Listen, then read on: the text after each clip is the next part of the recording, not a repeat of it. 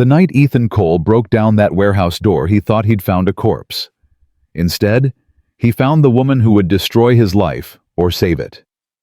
She was lying there in the dark, bruised, broken, unable to move. A stranger. Or so he thought. What he didn't know was that the paralyzed woman whispering, "Help me," in that abandoned Chicago warehouse was worth $3 billion. That her own fiancé had tried to murder her. That saving her would put a target on his daughter's back. Before we begin, hit that subscribe button and turn on notifications, because this story gets darker before it gets light. And drop a comment telling me what city you're watching from. I want to see how far this story travels. Now let me tell you what really happened that October night, when a broke single dad became the only thing standing between a billionaire heiress and her grave. She's still breathing.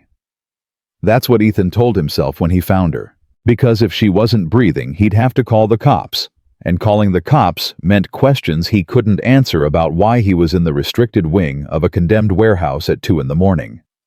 His flashlight beam cut through the darkness, landing on her face. Pale, hollow, eyes half open but not seeing. Her lips moved, forming words without sound.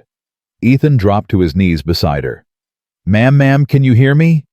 Her eyes focused, barely, her mouth opened. "Don't." The word came out like broken glass. "Don't call them. I have to get you help." "No." Her hand shot out, fingers wrapping around his wrist with surprising strength. "They'll find me." Ethan's heart hammered against his ribs. This wasn't right. None of this was right. The locked door, the mattress on the floor, the bruises circling her wrists like dark bracelets. "Who will find you?" She didn't answer, her grip loosened, hand falling back to her side. Ethan pulled out his phone. His thumb hovered over 911. "Please?" Her voice cracked. "He'll kill me. He'll kill anyone who helps me." That's when Ethan made the worst decision of his life. Or maybe the best. He still doesn't know. He didn't call. Ethan had clocked in at Riverside Distribution Center at 10 p.m., same as always. The building had been empty for 3 years, waiting for some developer to gut it and turn it into luxury condos. Until then, it needed a night watchman to make sure squatters didn't set it on fire. Perfect job for a man with no other options. The pay was garbage, $12 an hour, no benefits, no future. But it kept the lights on in his apartment. Kept Lila in school with decent shoes and a winter coat that didn't have holes. That's all that mattered anymore. His supervisor, a guy named Rodriguez, who spent most of his shift sleeping in the front office, had handed him the keys and a checklist at the start of the shift. "Same as always, Cole. Check the doors. Replace any burned-out bulbs. Call me if anything's on fire or bleeding. Otherwise, don't call me." "Got it?" "And stay out of the northwest section. Building inspector says the floor's unstable." Ethan had nodded, grabbed his maintenance cart, and headed into the belly of the warehouse. The place was massive. Football fields of empty space, broken conveyor belts, offices with smashed windows and graffiti on the walls. During the day, it probably looked sad. At night, it looked haunted. He'd made his rounds through the main floor, checking doors, replacing burned-out bulbs in the emergency exits. The storm had rolled in around midnight, rain hammering the metal roof like bullets. Thunder that made the whole structure groan and sway. Ethan had been replacing a light fixture near the old break room when he heard it. At first he thought it was the wind. Old buildings make noise, settling foundations, loose panels, rats the size of small dogs. But then it came again, clearer this time. A voice, weak, female, crying. The hair on the back of his neck stood up. Ethan had followed the sound to the northwest corner, the section Rodriguez had told him to avoid. His boots crunched on broken glass. Water dripped from cracks in the ceiling, forming puddles that reflected his flashlight beam. The crying was louder now, more desperate. That's when he found the door. It was tucked behind a pile of rotting pallets, almost invisible in the shadows. Heavy metal door with no window. And on it, a padlock that gleamed new and silver in the beam of his flashlight. Someone had put that lock there recently. Very recently. Ethan's hands had gone cold. Every instinct told him to walk away. Call Rodriguez. Let someone else deal with whatever was behind that door. But the crying continued, broken, terrified. He thought about Lila, about how he'd feel if she was trapped somewhere calling for help and someone just walked away. Ethan grabbed a crowbar from his maintenance cart. The lock broke on the third hit, metal snapping with a sound like a gunshot. He pushed the door open. The smell hit him first. Sweat-fear urine, something medicinal and wrong. Then his flashlight swept across the room and he saw her. A woman on a thin mattress. Hospital gown. Tangled dark hair. So thin her collarbones looked like they might break through her skin. And her eyes. God, her eyes. They locked onto him with an expression somewhere between hope and terror. "Help me," she whispered. "Please help me." Ethan carried her to his truck. She weighed nothing, bones wrapped in skin, wrapped in a hospital gown that had probably been white once. Her head lolled against his shoulder. He could feel her ribs through the thin fabric. "What's your name?" he asked, laying her across the back seat as gently as he could. "Isabelle." "Isabelle what?" She closed her eyes. "Just Isabelle." "Who did this to you?" Can't tell you." "Isabelle, I need to know." "No." Her eyes snapped open, suddenly fierce, despite the weakness in her voice. "You can't know. If you know, you're dead." Ethan climbed into the driver's seat, started the engine. His hands were shaking so badly he could barely grip the steering wheel. He drove through empty streets, rain blurring the windshield. Every red light felt like a trap. Every police car a threat. His mind screamed that this was insane, that he should turn around, drive straight to a hospital, let professionals handle this. But her words echoed in his head. "They'll find me. He'll kill me." Who were they? Who was he? What had this woman gotten tangled up in? And why the hell was he getting tangled up in it too? His apartment was above Wong's laundromat on Kedzie Avenue. One-bedroom kitchen the size of a closet bathroom with tiles that hadn't been white since the Nixon administration. The whole place smelled like detergent and old plumbing. But it was home. It was safe. Or at least it had been safe until tonight. He got her upstairs, laid her on his bed. She was shivering, teeth chattering despite the warmth of the apartment. Ethan grabbed every blanket he owned, piled them on top of her. She looked even smaller buried under all that fabric. Like a child. Like Lila. "I'm going to call a doctor," Ethan said. "A friend. Someone who won't ask questions." "No doctors. You need medical attention. Your legs—" "I know about my legs." Her voice cracked. "I know I can't feel them. I know I can't move them. A doctor can't fix that right now." "How do you know?" "Because the man who did this to me is a doctor. He knew exactly where to hurt me." Ethan sat back on his heels, a cold weight settling in his stomach. What kind of person are you running from? The kind who always wins. Isabelle's breathing was labored, each word an effort. The kind who has money and power and friends in very high places. The kind who won't stop until I'm dead. Then why keep you alive this long if he wants you dead? Because bodies are evidence. Disappearances are cleaner. She coughed, a wet sound that made Ethan wince. He's waiting for me to die on my own. Natural causes, starvation, infection. Take your pick. Ethan stood, paced to the window. Outside, Chicago sprawled in the darkness, lights glittering like scattered diamonds. Somewhere out there was a man who'd done this. A man who would do worse if he found out Ethan had interfered. "Do you have a daughter?" The question made him turn around. "How did you—" "The car seat. In your truck. Pink. With princesses." Isabelle was watching him with those intense eyes. "How old?" "That's none of your business." "If they find me here, they'll hurt her. Do you understand? They'll hurt your little girl to get to me. To silence me. To make sure no one ever knows what happened." Ethan felt something cold slide down his spine, vertebra by vertebra. Then I'll take you somewhere else, a shelter, a hospital in another city. There is nowhere far enough, nowhere safe enough. Isabelle's hand reached out, grabbed his wrist again. Her grip was surprisingly strong. If you help me, you're putting yourself in danger. If you turn me in, I'm dead. If you call the police, we're both dead. Do you understand the position we're in? No, I don't understand any of this. Ethan pulled away from her grip, ran his hands through his hair. I don't understand who you are, or what you did, or why someone would... I didn't do anything. The shout surprised both of them. Isabelle's face crumpled. I didn't do anything except be born rich, except inherit money I never asked for, except trust the wrong person. Tears streamed down her face. Real ugly broken tears. Ethan had seen a lot of pain in his life. He'd watched his wife die in a hospital bed hooked up to machines that beeped until they didn't. He'd held Lila while she cried for her mother night after night for months. He thought he understood suffering. But the look on Isabelle's face was different. It was the look of someone who'd stared into hell and realized hell was staring back.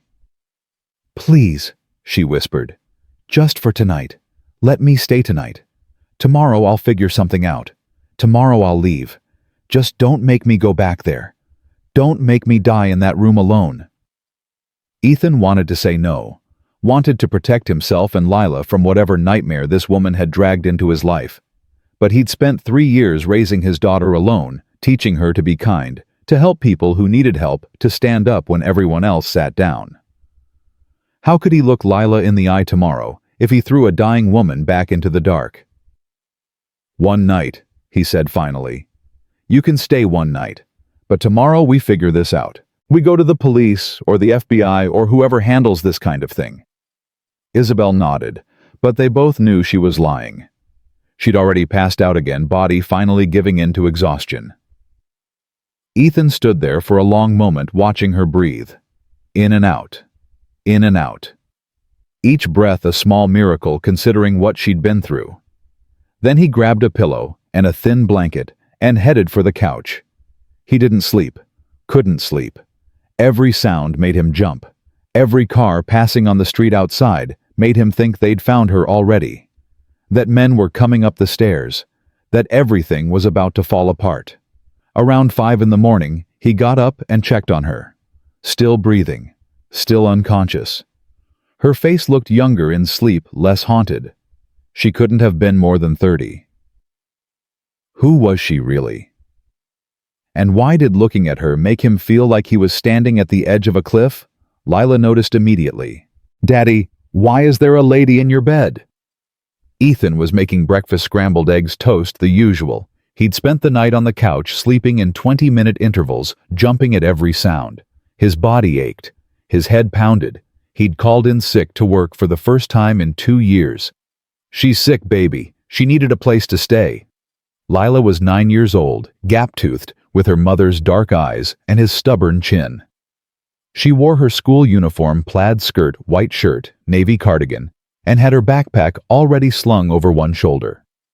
She looked at him with that expression she got when she knew he was lying, but was too polite to say so. Is she your girlfriend? No. Is she homeless? It's complicated. Lila walked to the bedroom door, peeked inside. Isabelle was still asleep, buried under blankets. Only her face was visible, pale against the pillow. She looks like a princess, Lila whispered. A sad princess. Ethan pulled her back gently. Don't bother her, okay? She needs rest. Is she going to die like Mommy? The question hit him in the chest.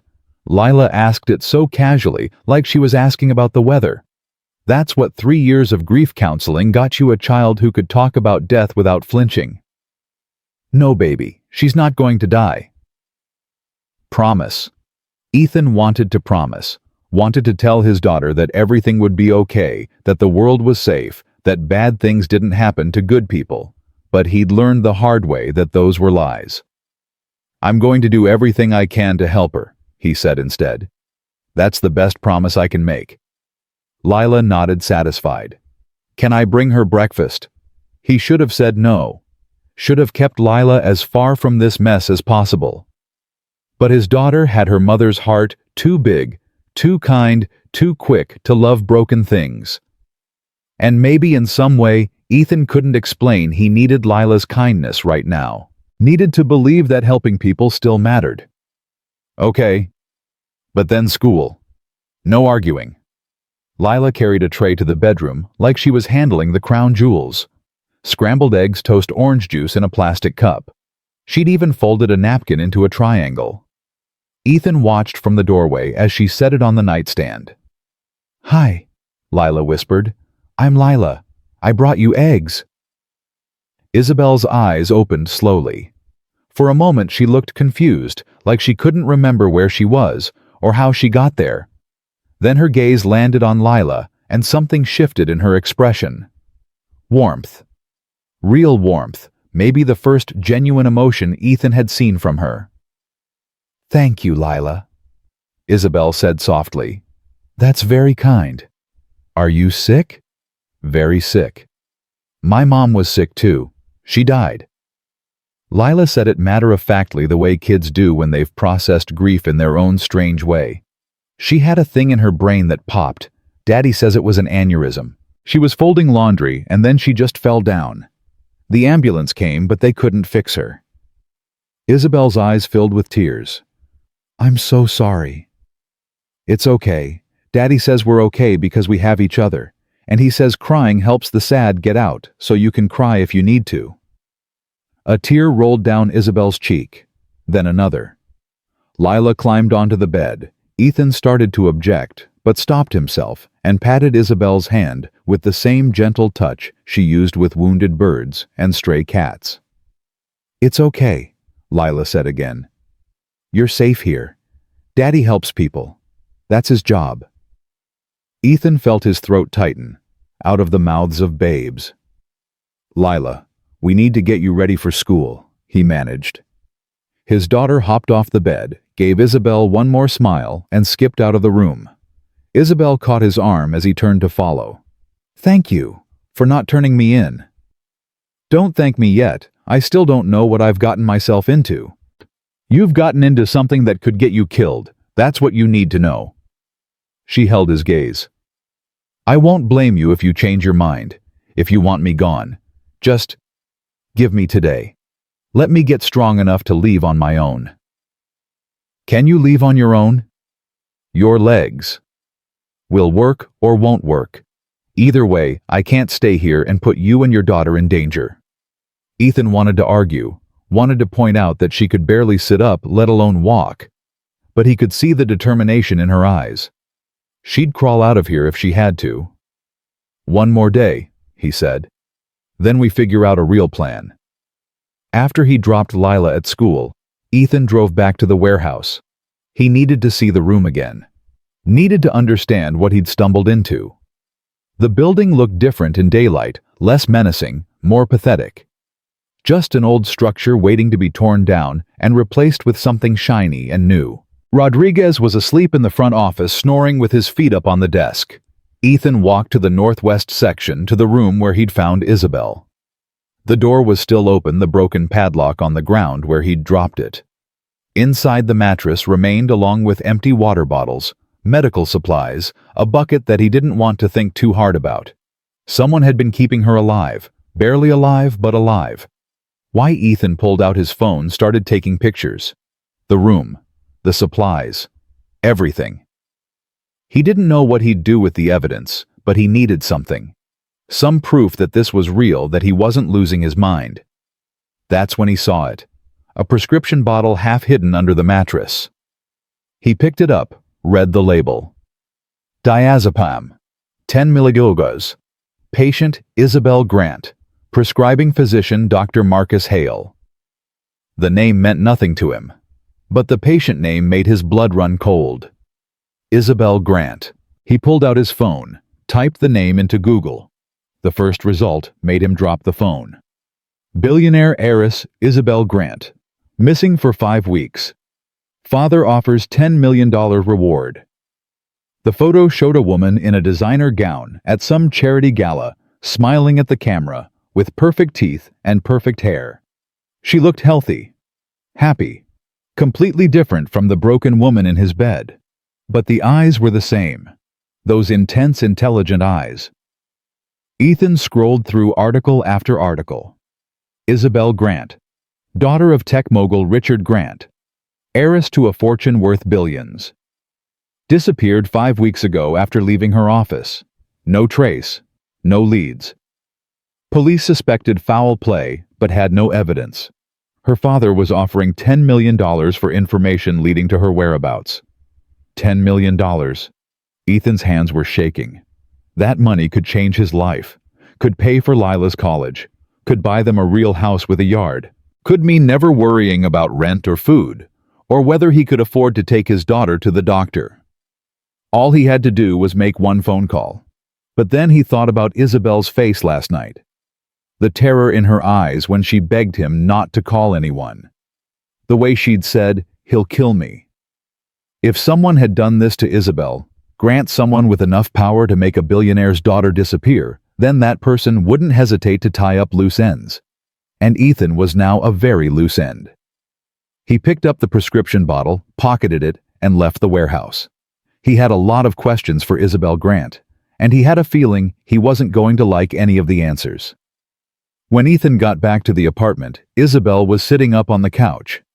She'd managed to drag herself there somehow, leaving a trail of displaced blankets across the floor. Her hospital gown had been replaced by one of his old t-shirts and a pair of sweatpants that hung loose on her frame. She looked up when he walked in, and her face went white. "You know," she said, not a question. Ethan pulled the prescription bottle from his pocket, tossed it onto the coffee table between them. It landed with a hollow rattle. Isabelle Grant, daughter of Richard Grant, missing for 5 weeks, $10 million reward. He kept his voice level. "Were you ever going to tell me?" "I was going to tell you when I knew I could trust you." "Trust me, lady. I saved your life. I brought you into my home. I'm risking everything. And I appreciate that." Isabelle's voice was steady despite the fear in her eyes. But trust isn't about gratitude. It's about knowing someone won't sell you out the first chance they get. $10 million is a lot of money for a man who works as a janitor. The words stung because they were true. He had thought about it. For one terrible moment in that warehouse, he'd thought about making the call. "I'm not going to turn you in," Ethan said quietly. "Why not?" "Because whoever put you in that room is still out there. And something tells me if I call your father, if I call the police, if I tell anyone you're alive, you'll end up back in that room. Or worse." Isabelle's shoulders sagged with relief. "His name is Marcus Hale, my fiancé, former fiancé." She laughed bitterly. "We were supposed to get married in 3 weeks. June wedding, 1,000 guests, magazine photographers, the whole fairy tale. What happened? I found something I wasn't supposed to find. Financial records, offshore accounts, money being moved out of my father's company, millions of dollars, maybe billions." Isabelle's hands twisted in her lap. "I confronted Marcus about it. Thought maybe there was an explanation. Thought maybe he could help me figure out what was going on. But he was the one stealing it. Him and my father's CFO and half the board of directors. They've been embezzling for 3 years, setting up a network to strip the company assets before my father dies." She looked up at Ethan. "My father has pancreatic cancer, stage 4. He has maybe 6 months left. Everyone knows it, including Marcus. So he courted you to get close to the money. He courted me to get control of the money. Once we were married, he'd have access to everything. And once my father died, he'd be positioned to take over the entire company as my husband and advisor." Isabelle's voice cracked. "I was so stupid. I thought he loved me." Ethan sat down across from her. "What happened the night you disappeared?" "We were supposed to have dinner. He picked me up from my office, said he wanted to show me something, drove me out to that warehouse." She paused, breathing hard. "I realized something was wrong when we pulled up. There was nothing there. No restaurant. No surprise. Just that empty building. I asked him what we were doing there, and he smiled. That's what I remember most. He smiled like he'd just won something. "Did he hit you?" "Yes, once. Hard enough that I blacked out. When I woke up, I was in that room and I couldn't move my legs. He'd injected something into my spine. Nerve agent, military grade. He told me it would wear off in a few days, but by then I'd be too weak to escape." Isabelle wiped her eyes with the back of her hand. He explained everything. How he'd planned it all. How he was going to let me die slowly while he played the grieving fiancé. How my father would die thinking I'd abandoned him. Jesus Christ. He visited me 3 times, brought water, enough to keep me alive but not enough to give me strength. He wanted to make sure the process was slow, painful. He wanted me to suffer. Her voice went flat, emotionless. The last time he came, he told me he'd moved up the timeline, that he was going to stop visiting, that I had maybe a week left before dehydration killed me. That was a week ago. That was a week ago. I thought I was going to die. I'd made peace with it. And then you showed up. They sat in silence for a long moment. Outside, traffic hummed. Someone was playing music in the apartment below. Normal sounds. Normal life. Everything Ethan was about to lose. "The prescription bottle," Isabelle said. "Where did you find it?" "Under the mattress. Your name on it. His name as the prescribing physician." "He's not a physician. He's a pharmaceutical executive. But he has access to everything. Medications, medical equipment, doctors who owe him favors." She leaned forward. "That bottle is evidence. If we can connect him to that room to keeping me there, we'd still have to prove he put you there. And you said it yourself, he has lawyers, he has money. He'd claim you faked your own disappearance, that you have mental health issues. Which he's already been telling people. I found out later. While I was in that room, he was giving interviews about how worried he was, how I'd been acting strange, how I'd threatened to hurt myself." Isabelle's laugh was hollow. "He's been building the narrative for weeks. If I surface now, I'm the crazy ex-fiancé with a grudge. He's the victim of a false accusation." "So, what's your plan?" "Hide forever." "My plan is to get evidence, real evidence, something he can't explain away." She looked at Ethan with those intense eyes. "His computer, his phone, his home office. There has to be something. Financial records, communications with the people helping him, something that proves what he did." "You want me to break into his house?" "I want us to find a way to bring him down. I don't care how." Ethan stood paced to the window. The street below was full of people going about their lives. People with normal problems, bills, jobs, relationships. None of them were hiding a missing billionaire in their apartment. None of them were contemplating breaking into a murderer's house. "This is insane," he said. "I know. If we get caught, we go to prison, or worse, Marcus finds out I'm alive and finishes what he started." Isabelle pulled herself straighter on the couch, wincing with the effort. "I'm not asking you to risk your life for me. I'm not asking you to be a hero. I'm asking you to help me get evidence so I can go to the police with something they can't ignore. And if there is no evidence, if he's covered his tracks perfectly, then I disappear for real this time. Leave the country, change my name, let everyone think I'm dead." She met his eyes. "But I won't do that without trying. I won't let him win." There was steel in her voice now.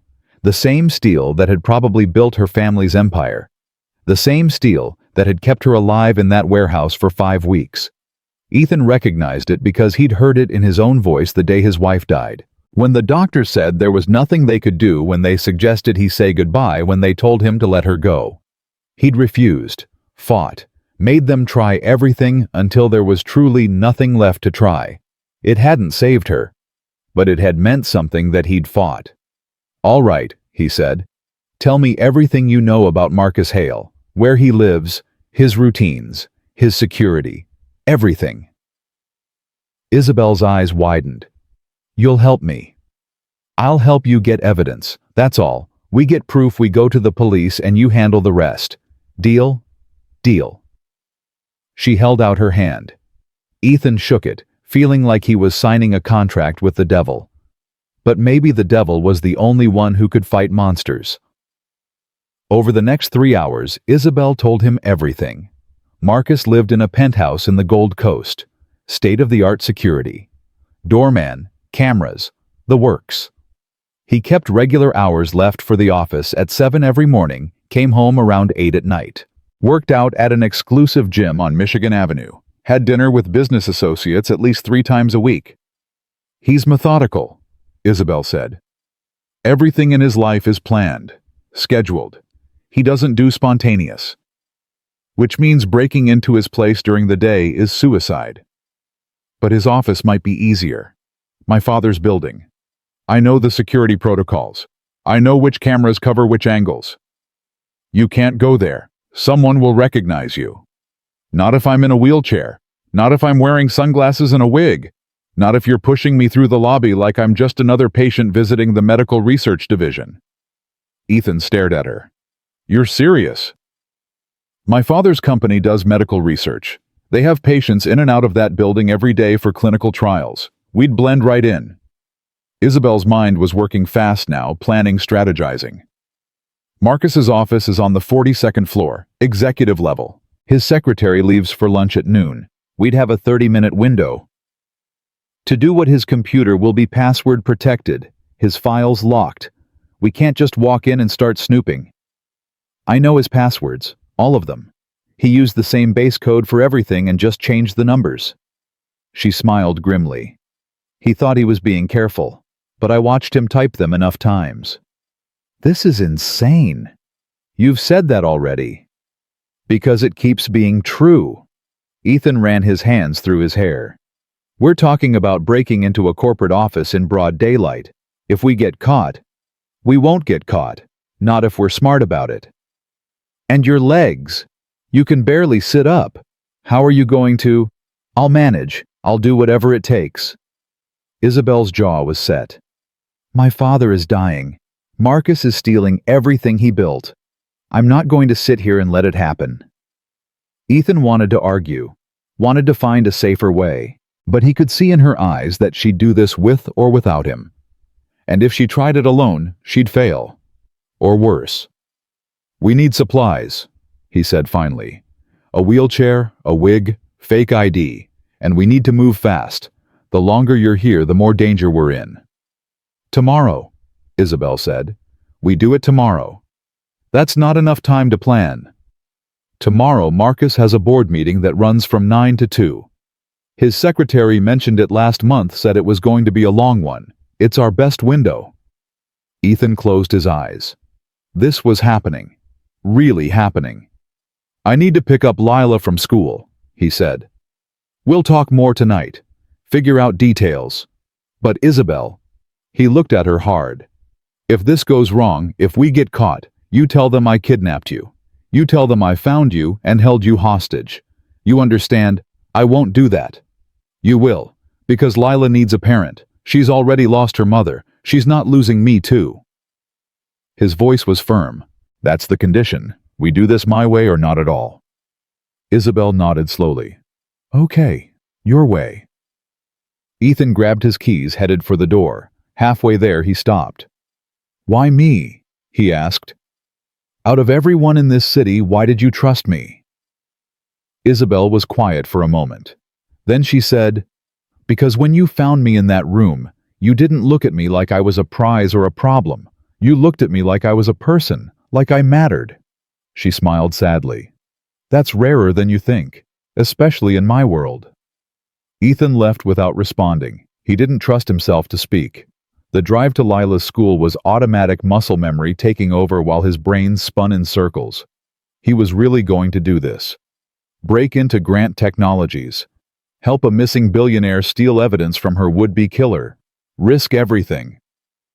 For what a woman he'd known for 2 days, a sense of justice, or just because saying no felt like giving up on something important. Maybe all three. Lila came running out of school with her backpack bouncing, face bright with excitement. For a moment watching her, Ethan almost turned around. Almost decided to pack up Isabelle Grant, drive her to the nearest police station, and let someone else handle this nightmare. But then Lila climbed into the car and said, "How's the princess? Is she feeling better?" "A little better." "Good. I drew her a picture in art class. It's a rainbow. Mrs. Chen says rainbows mean hope." She held up the drawing crayon colors, bright and messy and perfect. Ethan looked at his daughter, at her gap-toothed smile and trusting eyes, and thought about what the world would teach her. That helping people was dangerous. That turning away was safer. That kindness was a luxury you couldn't afford when survival was on the line. He didn't want her to learn those lessons. Not yet. Maybe not ever. "I think she'll love it, baby." That night, after Lila went to bed, Ethan and Isabelle planned. He'd found a wheelchair at a medical supply store, charged it to the credit card he never used. Bought a wig from a costume shop. Printed a fake visitor badge using templates he found online. It was amateur hour stuff. Laughably inadequate. But it was all they had. "The security in the lobby is electronic badge readers," Isabelle explained, drawing a rough layout on a piece of paper. "But visitors can check in at the desk. They'll give you a temporary pass." "Won't they ask questions?" "Write down names. Give them a fake name. Say you're here for a clinical trial meeting on the 14th floor. They won't verify. They process hundreds of visitors a day. And getting to the 42nd floor. That's the tricky part. Executive floors require a key card in the elevator, but the stairwell doors can be accessed from the 14th floor if you know the right code. Fire safety regulation. My father insisted on it after 9/11. You remember the code 4372. I watched him punch it in 100 times. Ethan studied the layout. The plan was full of holes dependent on luck and timing, and nothing going wrong, which meant everything would go wrong. What if Marcus is there? What if he comes back early from the meeting? Then we abort. We leave. We try another way. Isabelle looked at him steadily. "I'm not going to let anything happen to you, Ethan. You have my word. Your word doesn't mean much if we're both dead. Then we'd better not die." She said it lightly, but her hands were shaking. She was terrified, just as terrified as he was. But she was going to do it anyway. Ethan thought about his wife, about the last thing she'd said to him before the aneurysm took her ability to speak. "Take care of our girl. Promise me." He'd promised. And he'd kept that promise for 3 years. Worked 2 jobs. Went without sleep. Did whatever it took to keep Lila safe and fed and loved. Now he was about to risk it all for a stranger. Except Isabelle didn't feel like a stranger anymore. She felt like someone who'd been dropped into his life for a reason. Someone he was meant to help, even if it killed him. "Get some sleep," he said. "Tomorrow's going to be a long day." "Ethan?" Isabelle's voice stopped him at the bedroom door. "Thank you. For believing me. For helping me. I know you don't have any reason to trust me. I don't. But my gut says you're telling the truth, and my gut's usually right. Usually. Well, I married a woman who put ketchup on scrambled eggs, so it's not perfect." Isabelle laughed. Actually laughed. The sound was startling in the quiet apartment. Probably the first time she'd laughed in weeks. "Your wife sounds like she had good taste." "The absolute worst. But I loved her anyway." Ethan smiled. "Get some rest, Isabelle. We've got a crime to commit in the morning." He closed the door, headed back to the couch. Sleep didn't come easy. Every time he closed his eyes, he saw it going wrong. Marcus discovering them, police arriving, Lila losing her father. But he also saw something else. Isabelle walking into a courtroom, head high, facing the man who'd tried to destroy her. Winning. Surviving. That image kept him going through the sleepless night. Morning came too fast. Ethan got Lila ready for school, kept his voice cheerful and normal, even though his insides were churning. Dropped her off with a longer hug than usual. "You okay, Daddy?" she asked. "Fine, baby. Just love you, that's all." "Love you too. Tell the princess I hope she feels better." When he got back to the apartment, Isabelle was already dressed. The wig transformed her dark hair, replaced with a short blonde cut. Sunglasses covered half her face. She looked nothing like the photos online. "Ready?" she asked. "No, but let's do it anyway." Getting her into the wheelchair was harder than expected. Her legs were deadweight unresponsive. He had to lift her like a child, settle her carefully into the seat. She winced, but didn't complain. The drive to Grant Technologies took 20 minutes through downtown traffic. The building was glass and steel, 60 stories of corporate power reaching toward the sky. People in expensive suits flowed in and out of the revolving doors like blood through a heart. Ethan pulled into the parking garage, killed the engine. His hands were shaking. "Last chance to back out," Isabelle said quietly. "I was about to say the same thing to you." "Not a chance." "Then let's go rob your fiancé." He got the wheelchair out, helped her into it. She arranged a blanket over her lap, put on her sunglasses, transformed into just another patient, anonymous and invisible. They went through the lobby doors. The space was massive, all marble and glass, and echoing footsteps. Security desk to the right, elevators to the left, cameras everywhere. Ethan pushed the wheelchair toward the security desk, trying to look bored and routine. Just another caretaker bringing another patient to another appointment. The guard barely looked up. "Purpose of visit: clinical trial, 14th floor." Ethan's voice came out steady, surprising him. "Names?" "John Matthews. Patient is Mary Matthews." The guard typed into his computer, printed 2 visitor badges, handed them over without making eye contact. "Elevators on the left. Have a good day." Just like that, they were in. Ethan pushed Isabelle toward the elevators, heart hammering. The badges dangled from lanyards around their necks. Official. Legitimate. They rode up to the 14th floor in silence. When the doors opened, Isabelle pointed left. Stairwell. End of the hall. The corridor was empty. Medical offices lined both sides, all closed doors and frosted glass. Ethan pushed the wheelchair faster than necessary, trying not to look suspicious. Definitely looking suspicious. The stairwell door had a keypad. He punched in 4372. Nothing happened. "Try again," Isabelle whispered. "Slower." He did. The lock clicked. The door swung open. They were in. The stairwell was concrete and metal utilitarian. No cameras. Emergency exit only. Ethan lifted Isabelle from the wheelchair, carried her up flight after flight. By the 20th floor, his arms were burning. By the 30th, he could barely breathe. "Almost there," Isabelle murmured against his shoulder. "You're doing great." 42nd floor, executive level. Ethan pushed open the door, peered into the hallway. Empty. Plush carpet, art on the walls, corner offices with floor-to-ceiling windows. "Third door on the right," Isabelle said. "Marcus Hale, Vice President of Strategic Development." The nameplate confirmed it. Ethan tried the handle. Locked. Now what? Isabelle pulled a key from her pocket.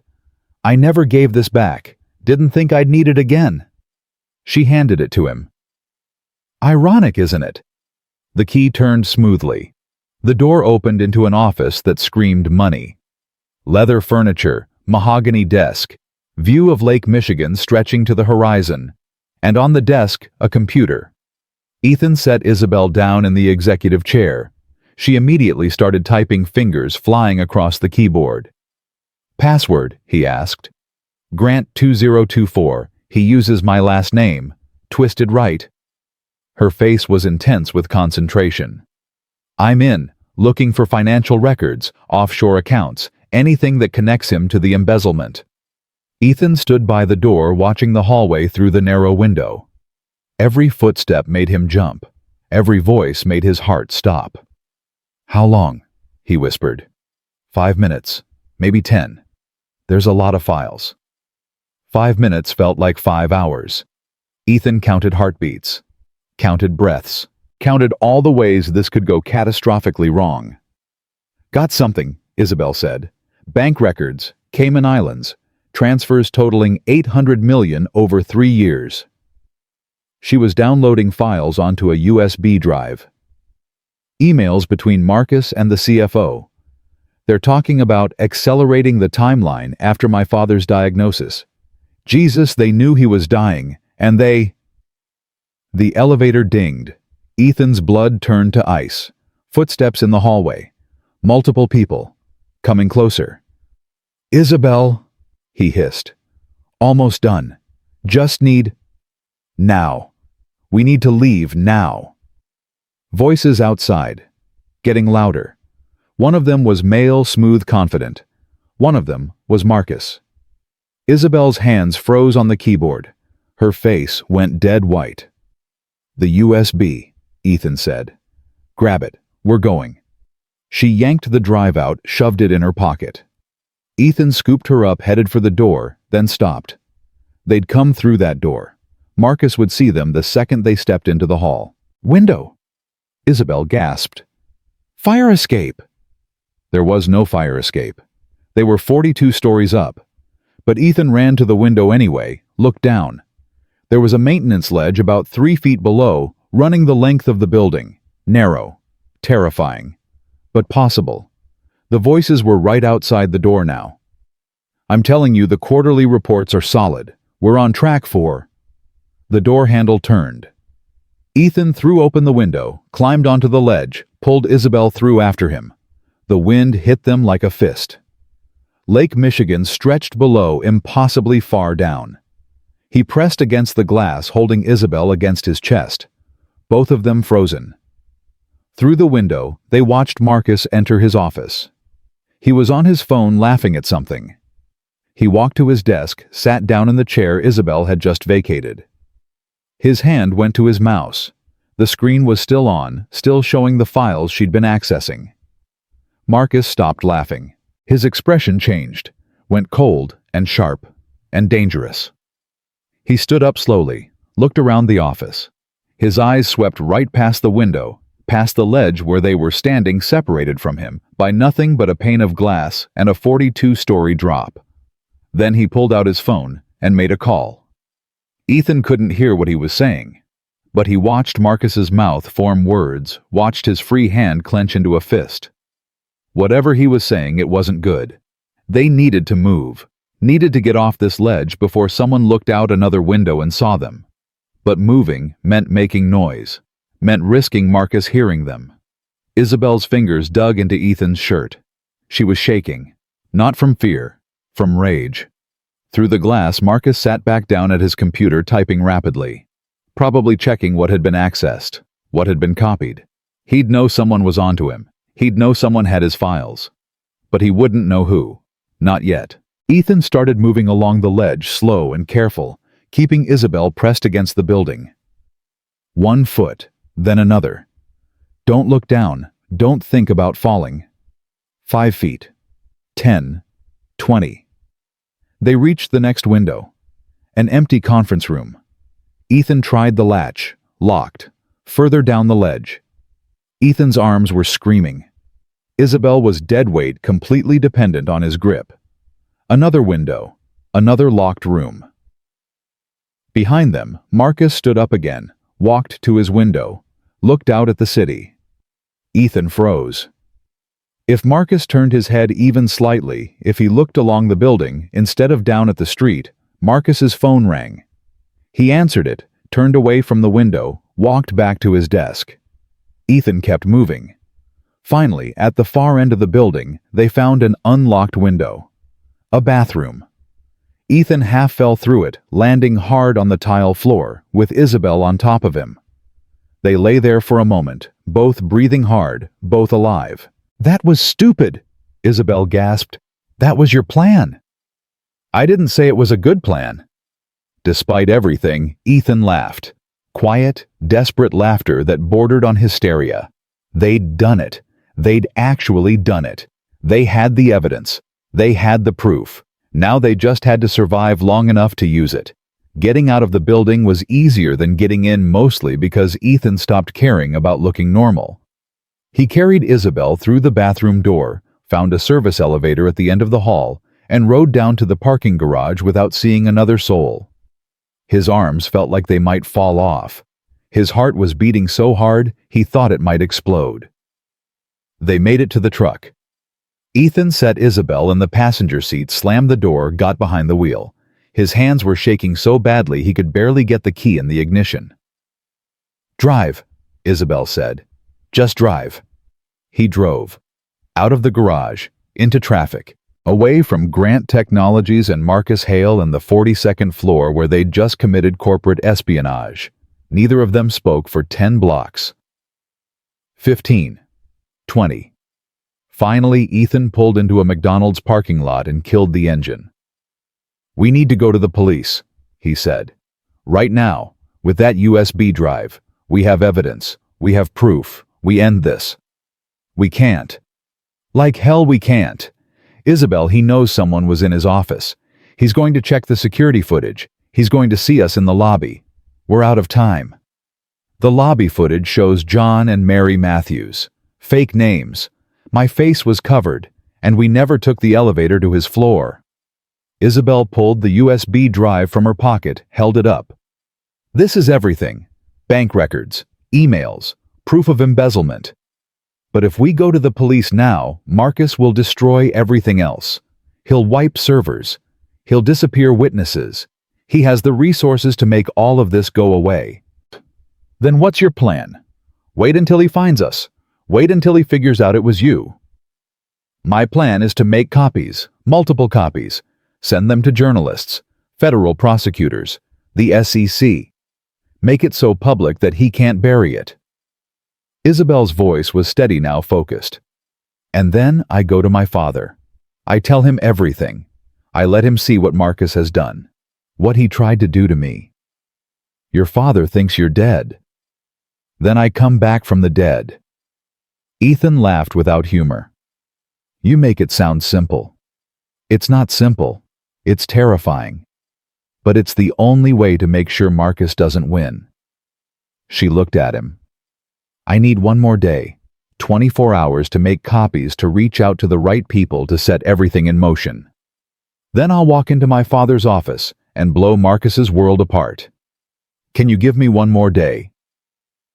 Everything in Ethan's body screamed no. Screamed to end this nightmare now before it got worse. But he looked at Isabelle's face and saw the same determination he'd seen when he found her in that warehouse.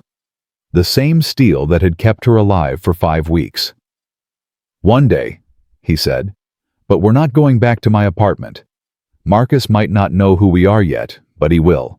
And when he does, that's the first place he'll look." "Where do we go?" Ethan thought for a moment. Then he pulled out his phone and made a call he never thought he'd make. His brother answered on the 3rd ring. "Ethan, that you?" "Yeah, Tony, it's me. I need a favor." They hadn't spoken in 2 years. Not since their mother's funeral, when Tony had gotten drunk and said some things about Ethan's life choices that couldn't be taken back. But blood was blood, and Tony had a house in Naperville with a basement apartment he rented out, currently vacant. "What kind of favor?" Tony's voice was wary. "I need a place to stay, just for a day or two. Me and a friend." "What kind of friend?" "The kind who's in trouble. The kind who needs help." Silence. Then Tony said, "You in some kind of mess, little brother?" "Maybe, probably. Yeah." More silence. Ethan could hear kids screaming in the background. Tony's kids. 3 of them. Normal life. Normal problems. "Address is the same. Keys under the 3rd flower pot on the back porch. Don't make me regret this." "I won't. Thanks, Tony." "And Ethan, whatever you're into, be careful. Lila needs her dad." The line went dead. Ethan looked at Isabelle. "We have a place. An hour west. We hole up there, make your copies, and figure out how to end this without getting killed. Your brother, my brother, who I haven't talked to in 2 years, who probably thinks I'm an idiot for helping you. Is he right?" "Absolutely, but I'm helping you anyway." They stopped at a FedEx office on the way out of the city. Ethan went in alone, made a dozen copies of the USB drive, paid in cash. The clerk didn't ask questions. Probably saw stranger things every day in Chicago. When he got back to the truck, Isabelle had her phone out. Not her regular phone. A burner they'd picked up at a gas station. "Who are you calling?" Ethan asked. "A reporter. Sarah Chen. She covered my disappearance. Wrote articles about my father about the company. If anyone will take this seriously, it's her." Isabelle dialed, waited. "Sarah Chen's office, please." She got transferred. Put on hold. Ethan drove while she waited, heading west on I-88, leaving Chicago behind. "Ms. Chen, my name is No. Don't hang up. I know this sounds crazy, but I'm Isabelle Grant, the real Isabelle Grant, and I have information about my disappearance that you need to hear." Ethan couldn't hear the other side of the conversation, but he could imagine it. The reporter's skepticism, her questions, her disbelief. "I can prove who I am. I'll send you files, financial records, evidence of embezzlement at Grant Technologies, evidence that my fiancé Marcus Hale tried to murder me." Isabelle's voice was strong, confident. "I'm sending you a USB drive via overnight mail. You'll have it tomorrow morning. When you see what's on it, you'll understand. And when you're ready to break the biggest story of your career, you'll call the number I'm texting you." She hung up, sent a text, then made another call, and another. Federal prosecutor, FBI White-Collar Crime Division, SEC enforcement. Each conversation was the same. Skepticism, disbelief. Isabelle pushing through with facts and evidence, and the kind of authority that came from being born into money. By the time they reached Tony's house, she'd made 8 calls and sent out 10 USB drives to different addresses. Journalists, law enforcement, even her father's company attorney, someone she said she trusted. "Insurance," she explained. "If something happens to me, if Marcus finds me, the truth still gets out. Nothing's going to happen to you." "You don't know that." "I'm not letting it happen. That's what I know." Tony's house was a suburban split level with a manicured lawn and a basketball hoop in the driveway. The basement apartment had its own entrance around back. Ethan found the key under the 3rd flower pot, exactly where Tony said. Inside was basic furniture, a kitchenette, a bathroom. Clean, but impersonal. Perfect. Ethan set Isabelle on the couch, then collapsed beside her. His entire body ached. His mind was racing. They'd done it. They'd gotten the evidence. They'd set things in motion. Now they just had to survive until those dominoes fell. "I need to pick up Lila," Ethan said, checking his watch. 3:15. School ended at 3:30. "I can't leave her there. Can't let her go home to an empty apartment, not today." "Bring her here." "Are you sure if Marcus tracks us down?" "Then I want her where we can protect her. Not alone somewhere." Isabelle met his eyes. "Besides, I think I'd like to see her. She's the only normal thing in this whole nightmare." Ethan drove back into the city every mile feeling dangerous. He kept checking his mirrors, watching for cars that followed too long, looking for danger everywhere. But the drive was uneventful. Traffic and stoplights and normal Tuesday afternoon chaos. He pulled up outside Lila's school just as kids were streaming out. She saw the truck came running with her backpack bouncing and her gap-toothed smile bright. "Daddy, you're early." "Thought we'd do something different today. How about an adventure?" "What kind of adventure?" "The kind where we stay at Uncle Tony's for the night. You remember Uncle Tony?" Lila's face lit up. "The one with the big TV and the pool table? That's the one? Is the princess coming too?" Ethan hesitated, then nodded. "Yeah, baby. She's coming too." "Good. I made her another picture." Lila climbed into the truck, pulling out a drawing from her backpack. More rainbows. More bright colors. More hope. The drive back to Naperville took longer in afternoon traffic. Lila chattered the whole way about her day, about math class and lunch, and the boy who ate glue. Normal kid stuff. Normal kid problems. Ethan let the sound of her voice wash over him, grounding him. This was why he was doing this. Not for justice or revenge or anything noble. Just to protect this moment, this innocence, this kid who still believed the world was good. When they got to Tony's basement apartment, Lila ran straight to Isabelle. "Princess, I brought you another rainbow." She held up the drawing proudly. "Mrs. Chen says every rainbow is a promise that things get better." Isabelle took the drawing with shaking hands. Tears rolled down her cheeks. "It's beautiful, Lila. Thank you." "Why are you crying?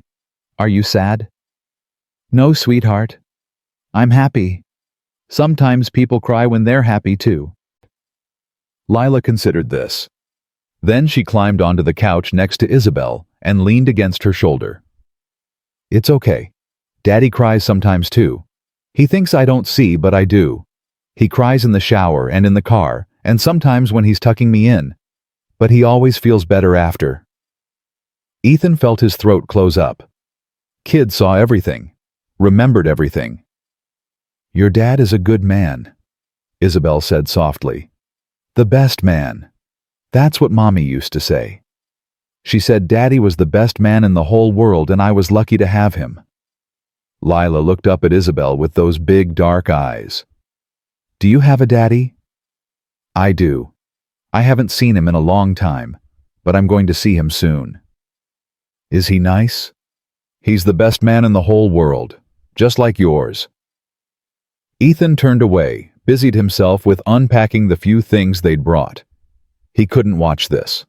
Couldn't watch his daughter bond with a woman who might disappear tomorrow, who might die tomorrow, who might take them all down with her. His phone buzzed. Unknown number. He answered. "Ethan Cole." The voice was male, professional, cold. "Who's asking?" "My name is Marcus Hale. I believe you have something that belongs to me." Ethan's blood turned to ice. He walked into the bedroom, closed the door. "I don't know what you're talking about." "Don't insult my intelligence. I know you were in my office. I know you took files from my computer. And I know you're protecting someone who should be dead." Marcus's voice was calm. Too calm. "Here's what's going to happen. You're going to return what you stole. You're going to tell me where Isabelle Grant is. And you're going to forget any of this ever happened. And if I don't, then I make some calls to Child Protective Services, to the police. I tell them about the man who kidnapped a vulnerable missing woman, who's holding her against her will, who has a history of mental instability after his wife's death." Marcus paused. "I tell them about his daughter, 9 years old. Lila Wright, cute kid. Be a shame if she ended up in foster care while her father sits in jail." Ethan's hand clenched around the phone so hard his knuckles went white. "You touch my daughter." "I won't have to touch her. The system will do it for me, unless you cooperate." Marcus's voice got quieter, more dangerous. "You're a janitor, Mr. Cole, a nobody. Do you really think anyone will believe your story over mine? Do you think you can protect Isabelle from me? I have lawyers, resources, friends in every agency that matters. I have evidence. I have proof of what you did. Evidence that you stole illegally. Evidence that will never see the inside of a courtroom. Evidence that makes you look like a criminal, not a hero." Marcus laughed softly. "You're out of your depth. You made a mistake getting involved, but it's not too late to fix it. Give me Isabelle. Walk away. Save yourself and your daughter. Go to hell. I'll give you until midnight. After that, I make my calls. After that, you lose everything." The line went dead. Ethan stood in the bedroom shaking with rage and fear. Marcus knew about Lila, knew her name, knew her age, had probably been watching them for days. They weren't safe. They'd never been safe. He walked back into the living room. Isabelle took one look at his face and knew. He called.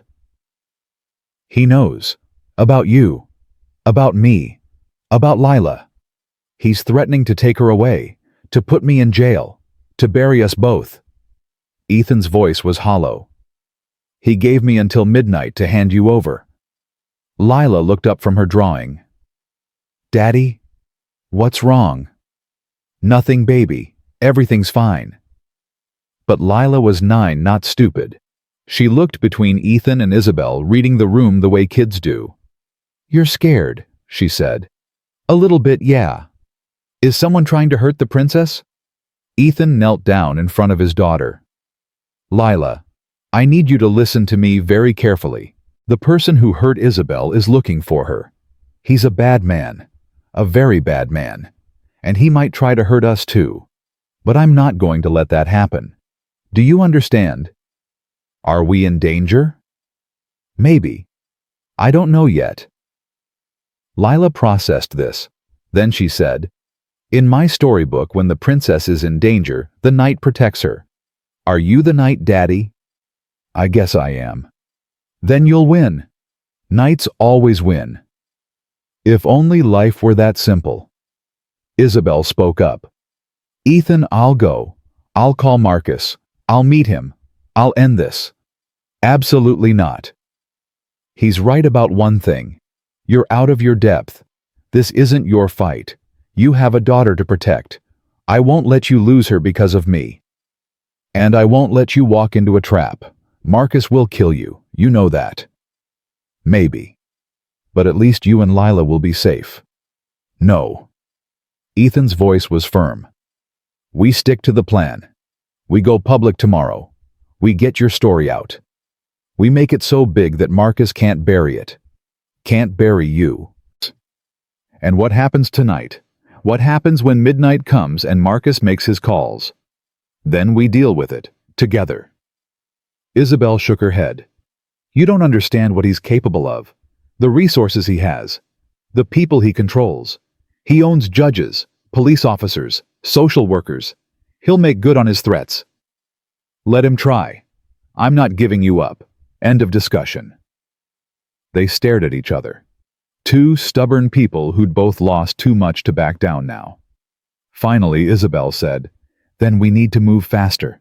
We can't wait until tomorrow. We need to go public tonight." "How?"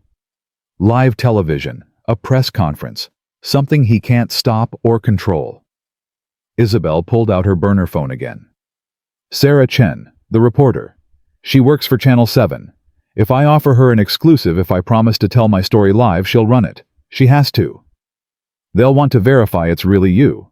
I'll verify it. I'll answer questions only I would know. I'll provide documentation. I'll make it impossible to deny." Isabelle was already dialing. "Marcus gave you until midnight. That gives us 7 hours. We can do this." Sarah Chen answered on the second ring. "This is Sarah." "Ms. Chen, it's Isabelle Grant again. I'm ready to go public. Tonight. Live interview. I'll prove who I am. I'll tell you everything. But it has to be tonight. Are you interested?" Whatever Sarah Chen said made Isabelle smile. 9 p.m., your studio. I'll be there." She hung up, looked at Ethan. "It's happening. We're doing this." Just like that. Just like that. No more hiding, no more running. Tonight the whole city learns what Marcus Hale did, and tomorrow he pays for it. Ethan wanted to feel relief. Wanted to feel like they were finally taking control. But all he felt was dread. Because going public meant stepping into a spotlight. Meant making themselves targets. Meant gambling everything on the hope that the truth mattered. The next few hours were chaos. Sarah Chen called back with details. Security protocols. Questions they'd ask. Verification they'd need. She wanted medical records, personal information. Proof that this wasn't a hoax. Isabelle provided everything. Names of her childhood pets. Her mother's maiden name. Details about her father's company that only family would know. And she promised to provide the USB drive with all the evidence against Marcus. "This is the biggest story of the year," Sarah said over the phone. "Maybe the decade. We're clearing our prime time slot, 9 p.m., live, unedited. You'll tell your story, and we'll let the chips fall where they may." "One condition," Isabelle said.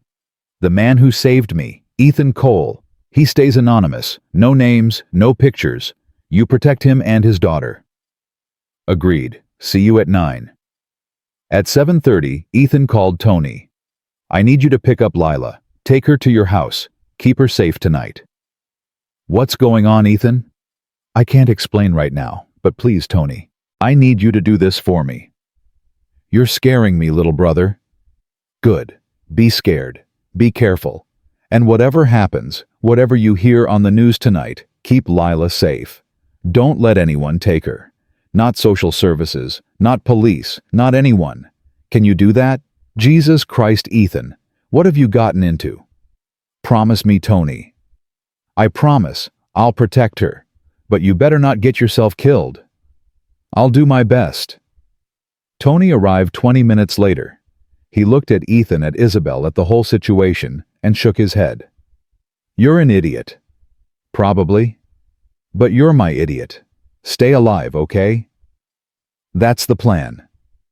Lila hugged Ethan tight. "Be careful, Daddy. Be a good knight." "I will, baby. I love you." "Love you too. And tell the princess good luck." After they left, Ethan and Isabelle sat in silence for a moment. "Last chance to back out," Isabelle said. "Not a chance." "You're insane. You know that—" "Lady, I've been insane since the moment I broke that padlock." At 8:15, they drove to the Channel 7 studios. Downtown Chicago. Glass building with the station logo lit up against the night sky. Security at the door. Cameras everywhere. Sarah Chen met them in the lobby. She was younger than Ethan expected. Mid-30s. Sharp suit. Sharper eyes. She looked at Isabelle like she was examining a puzzle. Isabelle Grant. In the flesh. Or someone who looks a lot like her. "It's me." "We'll see. I have a list of questions. If you answer them correctly, we go live. If not, we call the police and you explain why you're impersonating a missing woman. Ask your questions." They went into a private room. Ethan stayed outside pacing, watching the clock. 8:20, 8:30, 8:45. At 8:50, Sarah Chen came out. Her face was pale. "It's her. It's really her. My God, the story she's telling." "Can you protect her?" Ethan asked. "We're going live in 10 minutes. Once this airs, the whole world will know. He can't touch her after that." "You don't know Marcus Hale." "No, but after tonight everyone will." Sarah looked at him. "You're the one who found her, the janitor. I don't want to be part of this story." "You already are, but I'll keep your name out of it. You have my word." She checked her watch. 5 minutes. You should watch from the control room." Ethan followed her down a hallway, into a room full of screens and equipment. On the main screen, he could see the studio. Isabelle sitting in a chair under bright lights. She looked small, fragile, but her back was straight, her chin was up. Sarah Chen took the seat across from her. Technicians counted down. 3, 2, 1. "Good evening. I'm Sarah Chen, and tonight we have a story that will shock this city. Isabelle Grant, the missing heiress who was declared dead 5 weeks ago, is alive, and she's here to tell us what really happened." Sarah turned to Isabelle. "Ms. Grant, thank you for being here. Thank you for believing me. Let's start with the most important question. Where have you been for the past 5 weeks?" Isabelle took a breath. Then she told her story. All of it. Marcus, the engagement, the embezzlement she discovered, the night he drove her to the warehouse, the injection that paralyzed her, the 5 weeks of dying slowly in that locked room. She told them about Ethan finding her, about the evidence she'd gathered, about the USB drive that proved everything. She named names: Richard Grant's CFO, board members, everyone involved in the scheme. And she looked straight into the camera and said, "Marcus Hale tried to murder me. He tried to steal my father's company, and he almost got away with it. But I'm here now. I'm alive, and I'm not afraid of him anymore." The interview lasted 40 minutes. By the end, Sarah Chen was in tears. So was half the control room. When the cameras turned off, Isabelle collapsed back in her chair. "It's done," she whispered. "It's finally done." But Ethan was watching the monitors, watching social media feeds lighting up, watching the story spread like wildfire across the internet. And on one of the screens he saw it. Breaking news banner on another channel. Marcus Hale had just held his own press conference. He was claiming Isabelle was mentally unstable, that she'd faked her own kidnapping, that the evidence was fabricated, that he was the real victim. The battle wasn't over. It was just beginning. Ethan's phone exploded with notifications before they even left the building. News alerts, social media mentions, text messages from numbers he didn't recognize.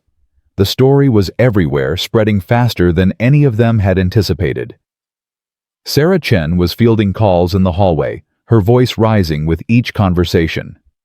Yes, we verified her identity. Yes, we have documentation. No, this is not a hoax.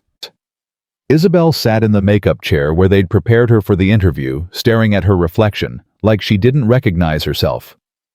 He's already spinning it. Already controlling the narrative. Let him spin, Ethan said. You told the truth. You have evidence. That matters. Does it? In a world where money buys reality. She turned to look at him. Marcus has spent 2 years building credibility, building relationships. People trust him. People like him. I'm just the unstable heiress with a history of anxiety. You don't have a history of anxiety. I do now.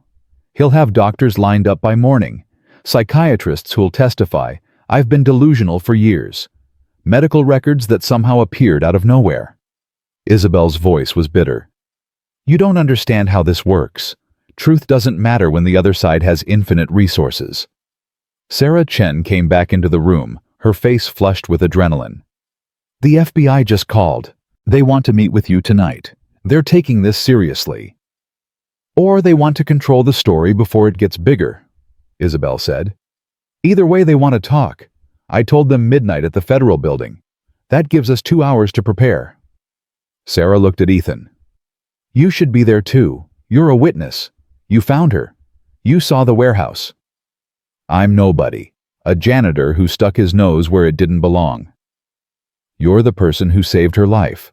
That makes you important. Sarah's phone rang again. She glanced at it, her expression changing. It's your father, Isabelle, Richard Grant. He's calling the station. Isabelle's face went white. Put him on speaker. Sarah hit the button. An old man's voice filled the room, rough with emotion and sickness.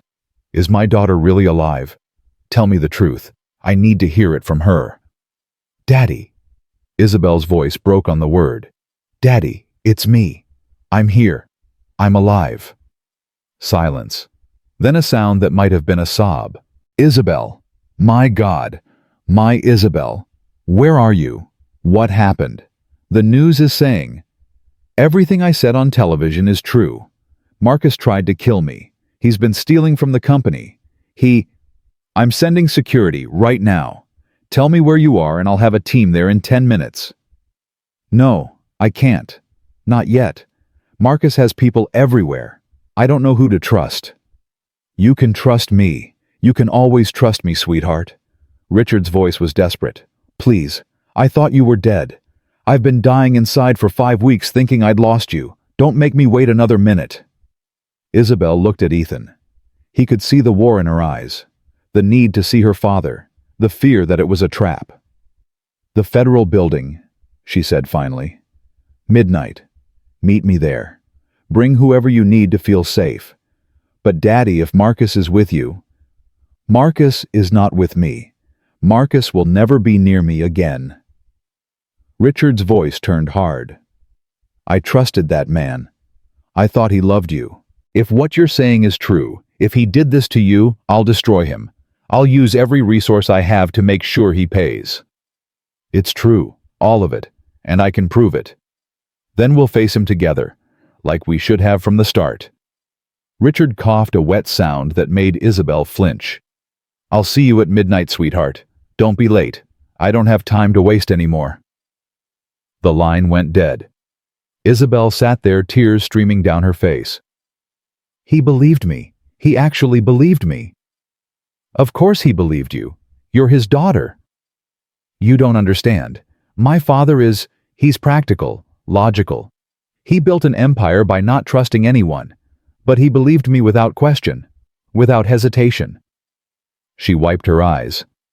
Maybe I underestimated him. Sarah was already coordinating logistics.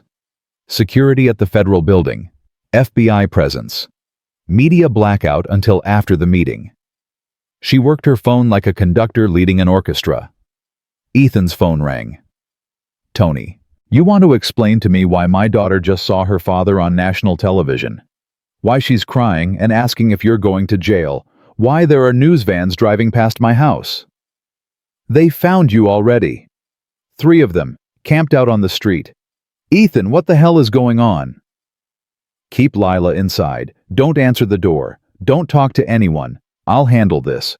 You'll handle this. You're all over the news. They're calling you a hero, a vigilante, a criminal. Nobody knows what you are. Neither do I anymore, Ethan admitted. But Tony, I need you to keep her safe, just until this is over. Can you do that? Yeah, I can do that. But Ethan, whatever happens tonight, you make sure you come back to her. She's already lost 1 parent. She can't lose 2. I know. Do you?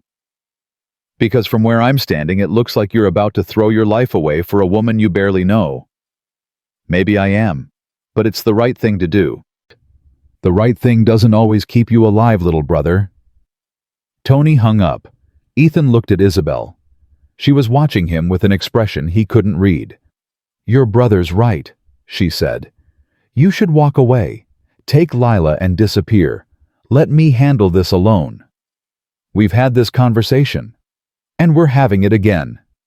Because in 2 hours we're walking into a federal building to face Marcus, to face lawyers and FBI agents and God knows who else. And I don't know how it ends. I don't know if we walk back out. Isabelle's voice was steady, but her hands were shaking. You have a daughter, a life, a future. I don't have any of that anymore, so please, Ethan, let me do this alone. No. Why not? Give me one good reason why you're still here.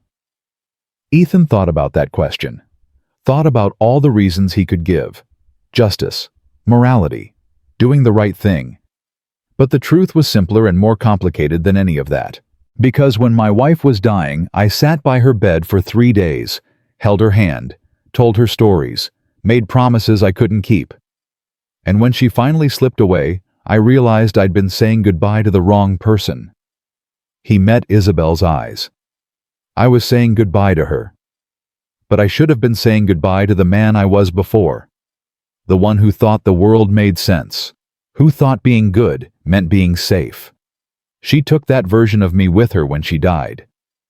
I don't understand. The man sitting in this room right now, he doesn't exist without that loss, without learning that life is fragile and unfair, and sometimes the only thing you can do is stand up when everyone else sits down. Ethan moved closer. You didn't ask to be saved. You didn't ask for my help, but I gave it anyway. And now I'm going to see this through. Not because you need me, but because I need to know I'm still capable of fighting for something bigger than myself. Isabelle stared at him for a long moment. Then she said, You're either the bravest man I've ever met or the stupidest. Probably both. Sarah came back holding a tablet. You need to see this. Marcus just released a statement. She turned the screen toward them.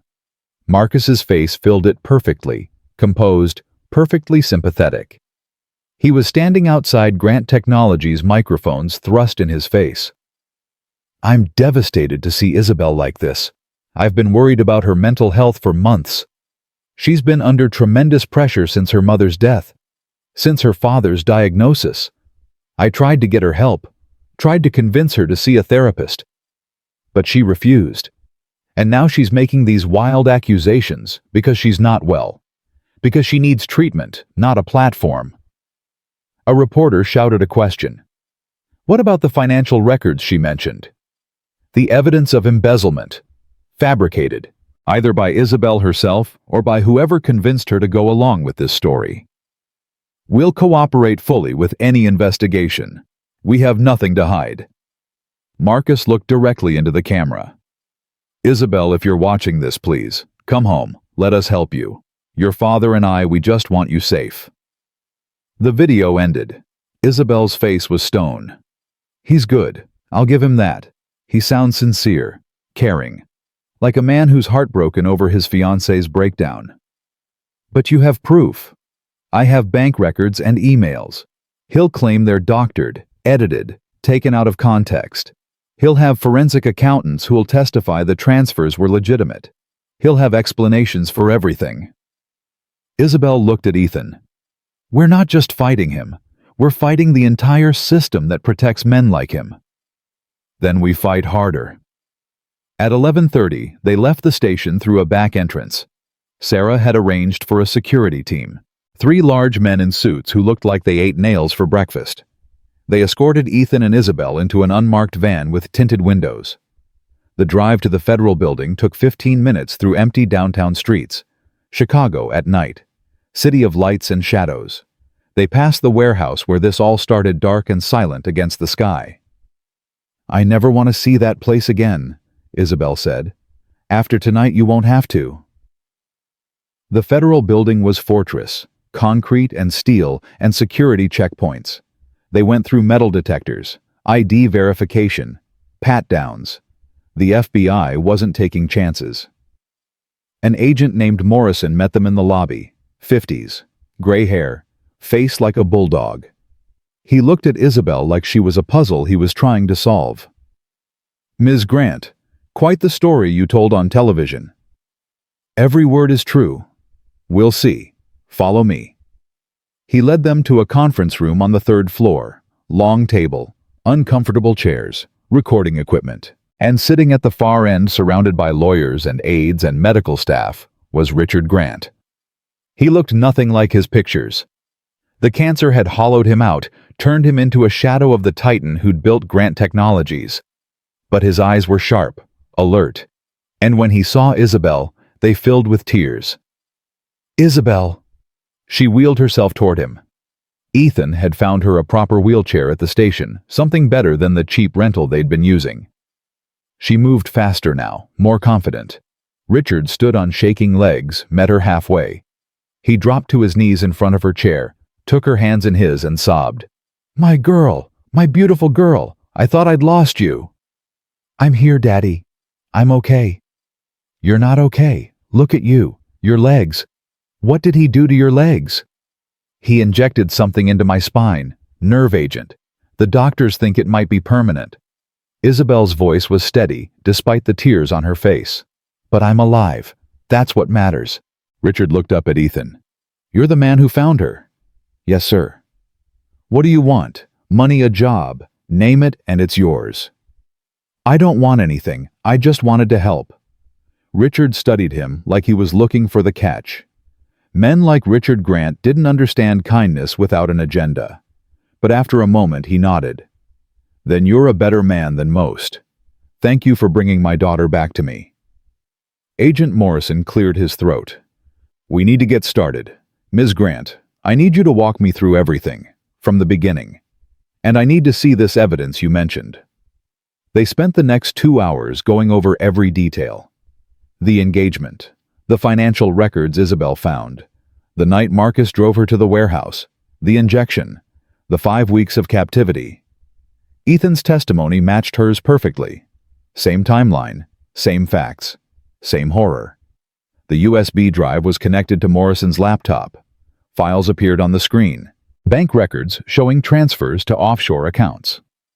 Emails between Marcus and other executives discussing liquidating assets and restructuring ownership. Communications about Isabelle being a complication that needed to be resolved. Morrison's expression never changed, but Ethan could see the wheels turning behind his eyes. "This is substantial," he said finally. "If it's authentic." "It's authentic," Isabelle said. Everything on that drive came directly from Marcus's computer, from his personal files. He kept records of everything because he's arrogant, because he never thought anyone would catch him. "How did you access his computer?" "Here it was, The moment where they either trusted the system or went to jail. Ethan spoke up.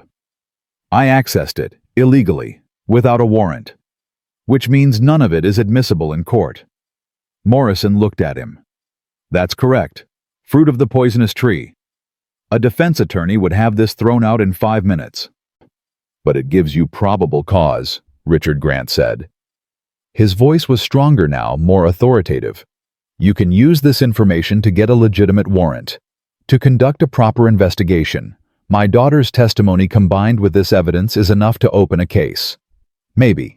But Marcus Hale has already gone public with his version. He's claiming your daughter is mentally unstable, that she fabricated these accusations. Morrison leaned back in his chair. He's got doctors lined up, character witnesses, and he's filing a defamation lawsuit against Channel 7 for airing what he calls false and damaging statements. Of course he is, Isabelle said. That's what men like Marcus do, attack, discredit, bury the truth under legal motions until everyone forgets what really happened. So what do you want from me, Ms. Grant? I want you to investigate. I want you to freeze his accounts. I want you to bring charges. I want justice. Her voice rose. That man tried to murder me. He stole from my father's company. He's a criminal. And he's counting on the fact that money and lawyers will protect him. Prove him wrong. Morrison was quiet for a long moment. Then he said, I'll open an investigation. I'll request warrants for his financial records, his communications, his movements over the past 6 weeks. But I need you to understand something, Ms. Grant. This won't be quick. This won't be easy. Men like Marcus Hale don't go down without a fight. He'll tie us up in court for months, maybe years. And there's no guarantee we win. I don't need a guarantee. I just need a chance. You've got it. But in the meantime, you're vulnerable. He knows you're alive. He knows you're talking. He'll try to silence you. Morrison looked at Richard. Can you keep her safe? I have a private security team, former Secret Service. They'll protect her 24/7. Good, because if Marcus decides to finish what he started, he won't be subtle about it. The meeting ended at 2 in the morning. Richard insisted Isabelle come home with him, to the family estate in Lake Forest, protected, monitored, safe. But Isabelle hesitated at the door. She turned to Ethan. Come with me, you and Lila. Stay at the estate until this is over. It's the safest place. I can't. I have a job, a life. I can't just disappear into your world. Your life is in danger because of me, because you helped me. The least I can do is keep you safe. I'll be fine. Tony will look after Lila, and I'll keep my head down. Ethan, I'm not your responsibility, Isabelle. I made my choices. Now I live with them. He smiled. Besides, someone needs to keep working at that warehouse. Make sure no one else gets locked in a hidden room. She laughed, but it was hollow. This isn't over. You know that, right? Marcus won't stop. He'll come after you. After your daughter. He'll do whatever it takes to discredit you, to make you disappear. Let him try. Richard spoke up from his wheelchair. Mr. Cole, I'm offering you protection, a place to stay, financial security. Why are you refusing? Because I'm not a charity case, and I'm not interested in being owned by someone, even someone with good intentions. Ethan looked at Richard directly. I helped your daughter because it was the right thing to do, not because I wanted something in return. And I'm going back to my life because it's my life, not because I'm stupid or proud, but because it's mine. Richard studied him for a long moment. Then he smiled. It was the first genuine expression Ethan had seen from him all night. You remind me of myself, 30 years ago. Before the money, before the empire, when all I had was stubbornness and principle. He pulled out a business card, wrote something on the back, handed it to Ethan. If you change your mind, if you need anything, call that number, day or night. You saved my daughter's life. That makes you family. Ethan took the card, pocketed it without looking. Thank you, sir. Isabelle wheeled herself closer. I won't forget this. What you did. What you risked. When this is over, when Marcus is in prison and my life is back to normal, I'll find you. And I'll make sure you're taken care of. I don't need to be taken care of. Everyone needs something, Ethan. Even heroes. She reached up, took his hand. Thank you. For seeing me when I was invisible. For believing me when no one else would. For being exactly who I needed when I needed it most. You would have done the same for me. I don't know if that's true, but I'd like to think it is. They said goodbye in the parking garage. Richard's security team loaded Isabelle into an armored SUV. Ethan watched them drive away, taillights disappearing into the Chicago night. Sarah Chen approached from behind. Hell of a story. Hell of a night. Yeah. What are you going to do now? Go pick up my daughter. Go back to my apartment. Try to pretend the last week didn't happen. You know that's impossible, right? You're famous now. The man who saved Isabelle Grant. Every news outlet in the country wants to interview you. Then they'll be disappointed. I'm not interested in being famous. Even if it means a book deal. A movie. Your story is worth millions. Ethan turned to look at her. My story isn't for sale. It's not entertainment. It's about a woman who was tortured and left to die. About a system that protected her abuser. About how close evil came to winning. He started walking toward his truck. If you want to tell that story, tell it. But leave me out of it. The world needs heroes, Mr. Cole. The world needs justice. Heroes are just people who happen to be in the right place at the right time. Or the wrong place. Depends on your perspective. He drove back to Tony's house. The streets were empty. The city was sleeping. By the time he pulled into the driveway, dawn was breaking over the horizon. Tony met him at the door. Lila's asleep in the guest room. She cried herself out around midnight, kept asking if you were coming back. I always come back. This time I wasn't sure. The news made it sound like you were walking into a war zone. Maybe I was, but I walked back out. Ethan moved past Tony into the house. I need to get her home, get back to normal. Normal doesn't exist anymore, brother, not after tonight. They're calling you a hero on CNN, a vigilante on Fox News, a criminal on conservative radio. Nobody agrees on what you are, but everyone's talking about you.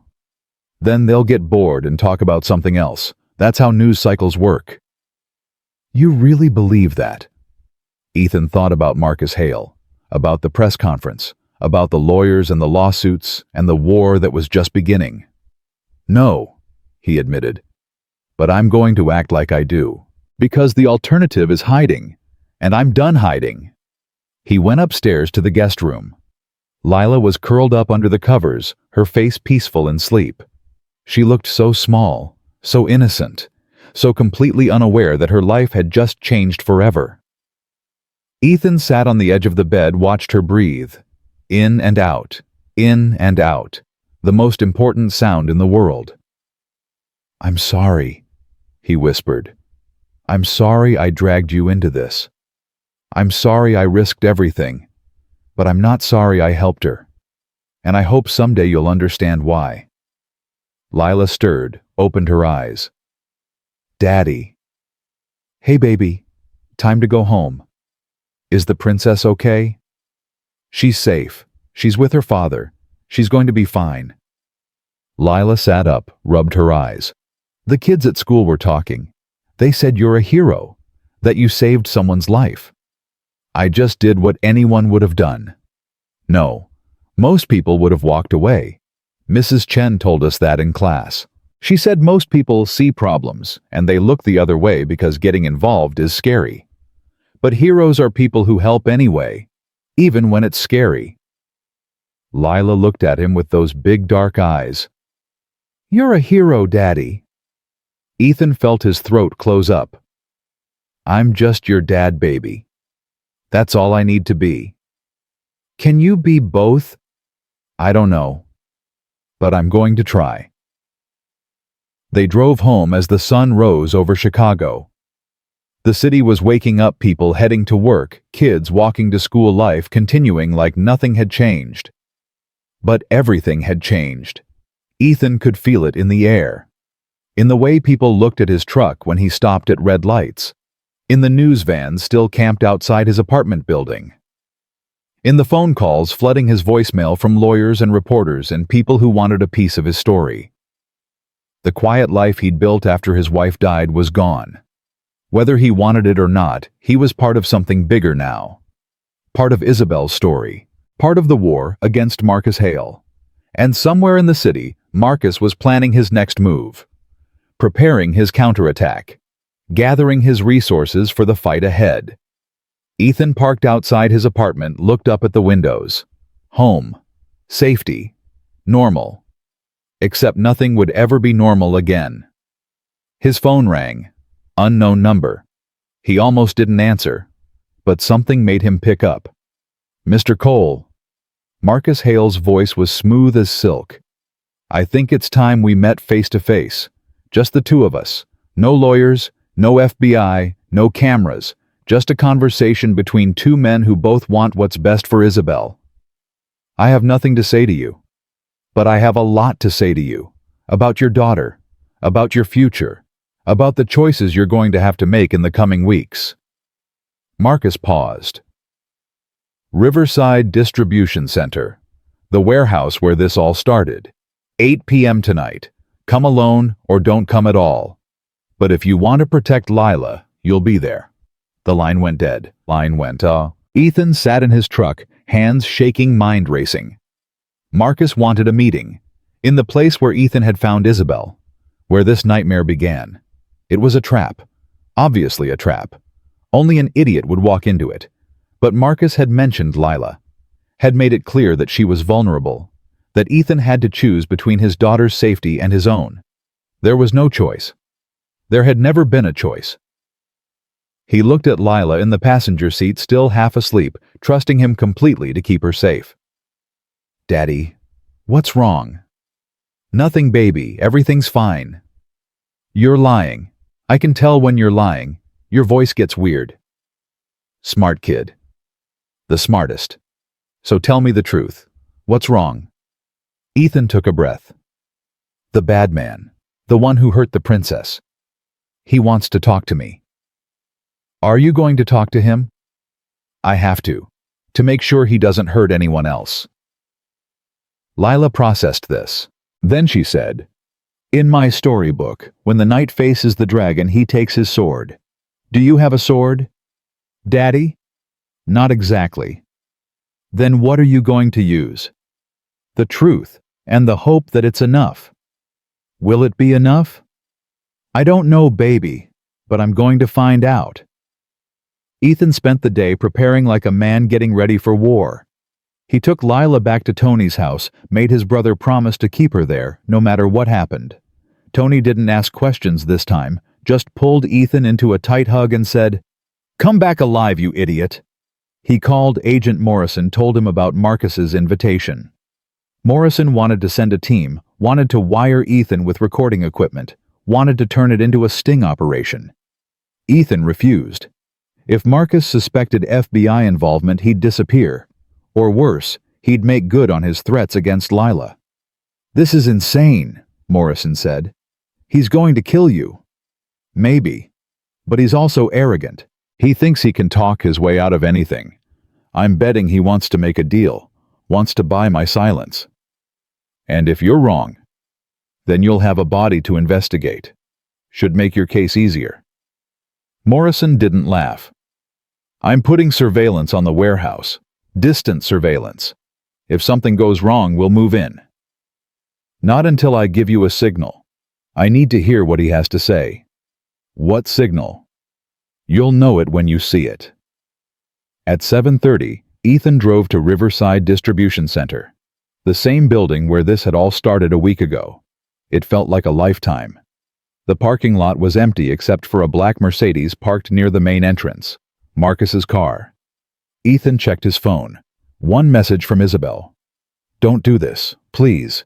He'll kill you and make it look like an accident. I can't lose you too. He typed back. Some fights you can't walk away from. Take care of yourself, princess. J. He hit send, turned off his phone, and got out of the truck. The warehouse door was unlocked. Inside, emergency lights cast long shadows across the empty floor. Ethan's footsteps echoed as he walked through the space he'd patrolled every night for 2 years. It felt different now, haunted by what had happened here. Mr. Cole, right on time. Marcus stepped out from behind a stack of pallets. He looked exactly like he had on television. Perfect suit, perfect hair, perfect smile. Thank you for coming. I didn't have much choice. You threatened my daughter. I simply stated facts. Lila is vulnerable. Child Protective Services could easily be convinced that a single father working night shifts at a warehouse isn't providing adequate care, especially when that father is involved in corporate espionage and harboring a fugitive. Marcus walked closer, hands in his pockets. Relaxed, confident. But it doesn't have to come to that. We're both reasonable men. We can find a solution that works for everyone. There's no solution where you don't go to prison. Prison? Marcus laughed.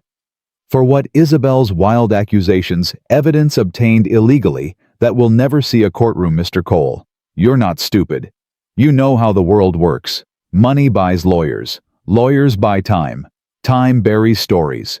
6 months from now, no one will remember Isabelle Grant's breakdown.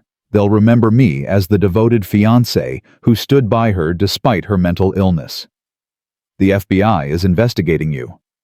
Let them investigate. They'll find carefully constructed paper trails, legitimate business transactions, consulting fees, nothing illegal, nothing prosecutable. Marcus stopped a few feet away. I've been planning this for 3 years. Do you really think I left evidence lying around for a janitor to find? Isabelle has bank records, emails, communications with your accomplices, all of which can be explained, all of which were part of legitimate corporate restructuring approved by the board. Richard Grant is dying. The company needs leadership. I was preparing to step in when the time came. That's not a crime. That's succession planning. Ethan felt cold certainty settling in his stomach. Marcus had thought of everything. Every angle. Every defense. What about Isabelle? What about what you did to her? I didn't do anything to Isabelle. She disappeared 5 weeks ago after exhibiting increasingly erratic behavior. I searched for her, offered rewards, cooperated with police. I'm the victim here. Marcus tilted his head. As for her current condition, well, trauma does strange things to the mind. She's convinced herself of a narrative that makes her the hero instead of accepting that she had a breakdown. It's sad, really. I still care about her. I want her to get help. You tried to kill her. Prove it. Show me one piece of evidence that connects me to her disappearance. One witness who saw me take her to that warehouse. One text message. One email. One anything. Marcus smiled. You can't, because it doesn't exist. I'm very good at what I do, Mr. Cole. Then why are we here? If you're so confident, why meet with me at all? Because you're a problem. A sympathetic problem. The noble janitor who saved the damsel in distress. The single father trying to do the right thing. People love that story. And as long as you're telling it, as long as you're supporting Isabelle's delusions, the narrative stays alive. Marcus pulled an envelope from his jacket. So I'm here to offer you a better story. One where you're the hero who gets a happy ending. He handed Ethan the envelope. Inside was a check. Ethan stared at the number, trying to process all the zeros. $5 million. That's a lot of money for a man in your position, Marcus said. Enough to quit your job. Move to a better neighborhood. Send Lila to private school. Maybe even buy a house with a yard. All the things you couldn't give her after your wife died. You want to buy my silence? I want to buy your future. There's a difference. Marcus walked around Ethan, slowly circling like a shark. You're not a bad man. You're not even a stupid man. You just made a mistake. You got involved in something you didn't understand. But it's not too late to fix it. Take the money. Recant your statement to the FBI. Say you were confused. Say Isabelle manipulated you. Say whatever you need to say to walk away clean. And if I don't, then I destroy you. I file lawsuits. I press charges for breaking into my office, for corporate espionage, for kidnapping. I tie you up in legal proceedings for years. You'll lose your job, your apartment, eventually your daughter, because you won't be able to afford a lawyer to fight Child Protective Services when they come. Marcus stopped in front of him. Or you could take the money, disappear, start over. Let Isabelle fight her own battles with her own resources. You've done enough. You've played the hero. Now it's time to think about your daughter. Ethan looked at the check. $5 million. More money than he'd make in 10 lifetimes. More than enough to give Lila everything he'd ever wanted for her. How do I know you'll leave us alone? How do I know you won't come after us anyway? Because I don't need to. Without your testimony, Isabelle's story falls apart. She's just a disturbed woman making accusations. The FBI investigation goes nowhere. Life goes back to normal. Marcus extended his hand. We have a deal. Ethan looked at that hand. Perfectly manicured. Designer watch. The hand of a man who'd never worked a day in his life. Who'd never struggled or sacrificed or gone without. The hand of a man who'd left Isabelle to die alone in the dark. I have a counteroffer, Ethan said. I'm listening. You confess, everything. What you did to Isabelle. The embezzlement. All of it. You turn yourself in. You plead guilty. And maybe, just maybe, when you're sitting in prison, you'll remember what it felt like to be powerless. Marcus's smile never wavered. That's not going to happen. Then we don't have a deal. You're making a mistake. Probably. But it's my mistake to make. Ethan ripped the check in half, then in half again. Let the pieces fall to the concrete floor. I'm not for sale. Neither is the truth. Marcus's expression finally changed. The smile disappeared. What replaced it was cold and empty and dangerous. I tried to do this the easy way. I gave you a chance to walk away with your dignity intact, but you're too stupid to take it. He pulled out his phone.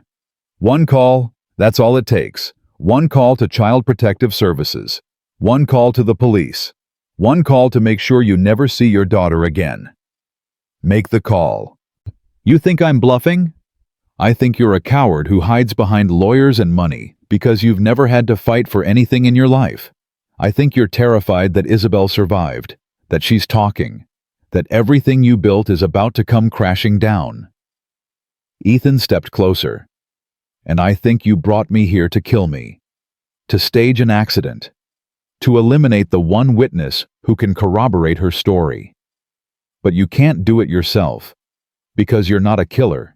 You're just a man who pays other people to get his hands dirty. Marcus's jaw tightened. You don't know anything about me. I know enough. I know you're the kind of man who leaves a woman paralyzed in a locked room, who steals from a dying man, who threatens children to protect himself. That tells me everything I need to know. I gave you a chance. And I'm giving you one. Turn yourself in. Face what you did.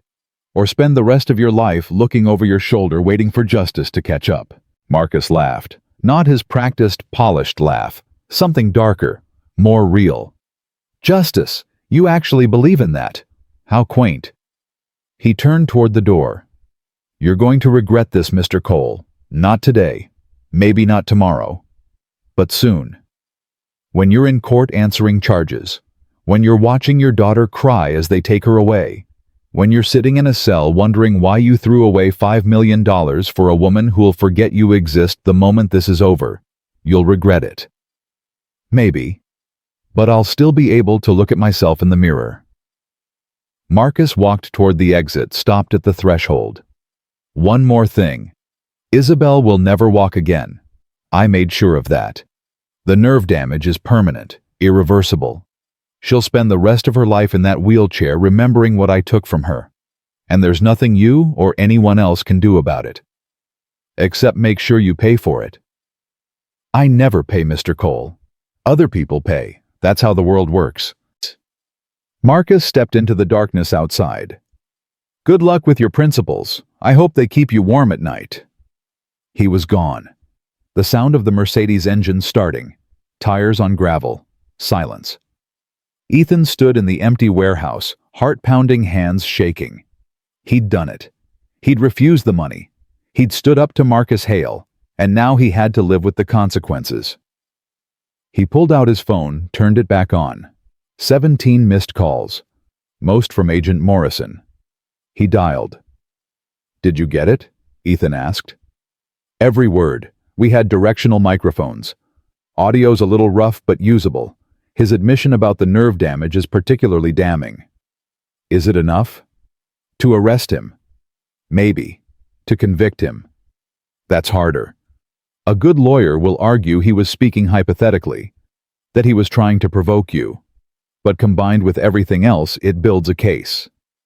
Morrison paused. "You did good, Cole. Refusing the money, getting him to talk. That took guts. Or stupidity. Still haven't figured out which. Can I ask you something? Why did you do it? Why risk everything for a woman you barely know?" Ethan thought about that question. Really thought about it. "Because someone had to. Because she asked for help, and I was there to give it. Because maybe, just maybe, doing the right thing still matters in this world."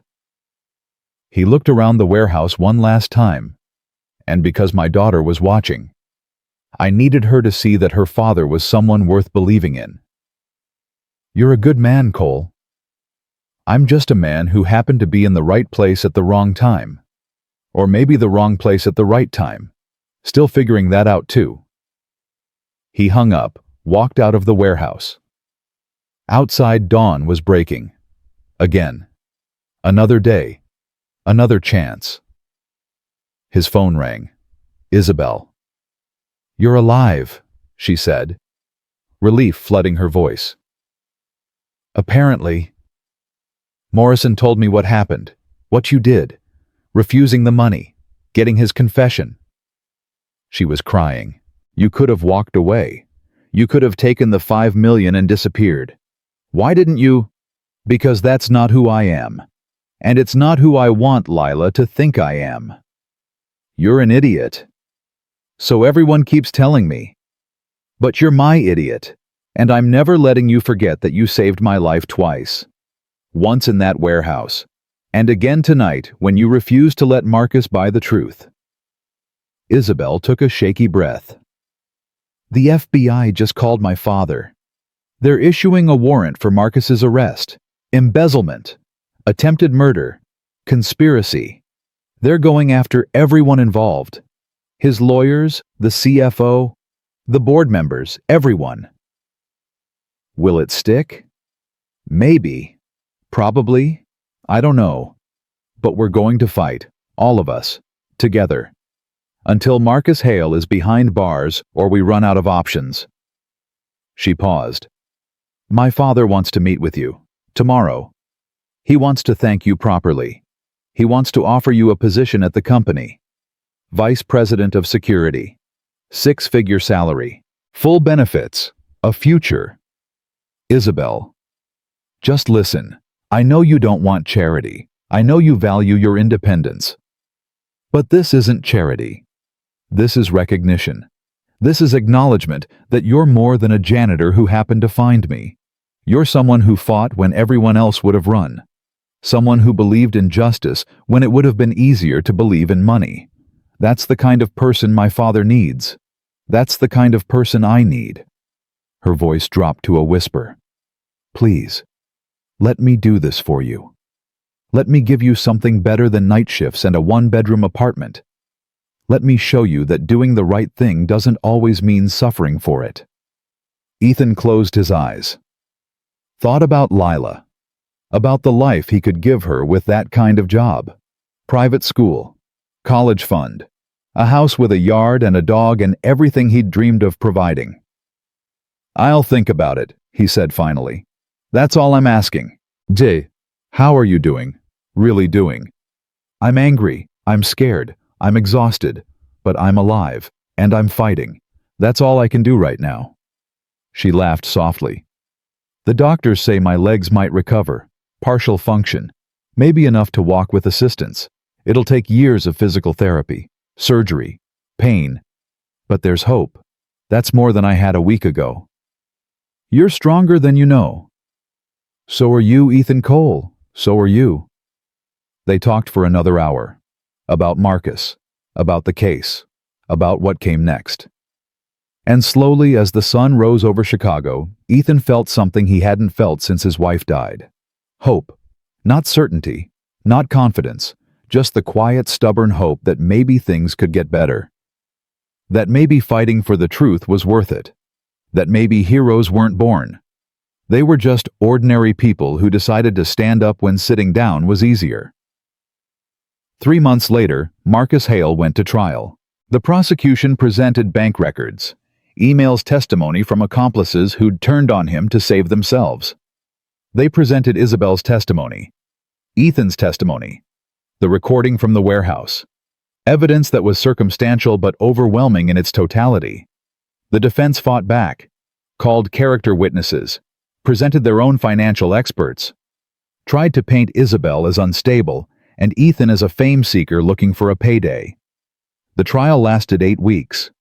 The jury deliberated for 3 days. Guilty on all counts. Ethan watched from the gallery as Marcus was led away in handcuffs.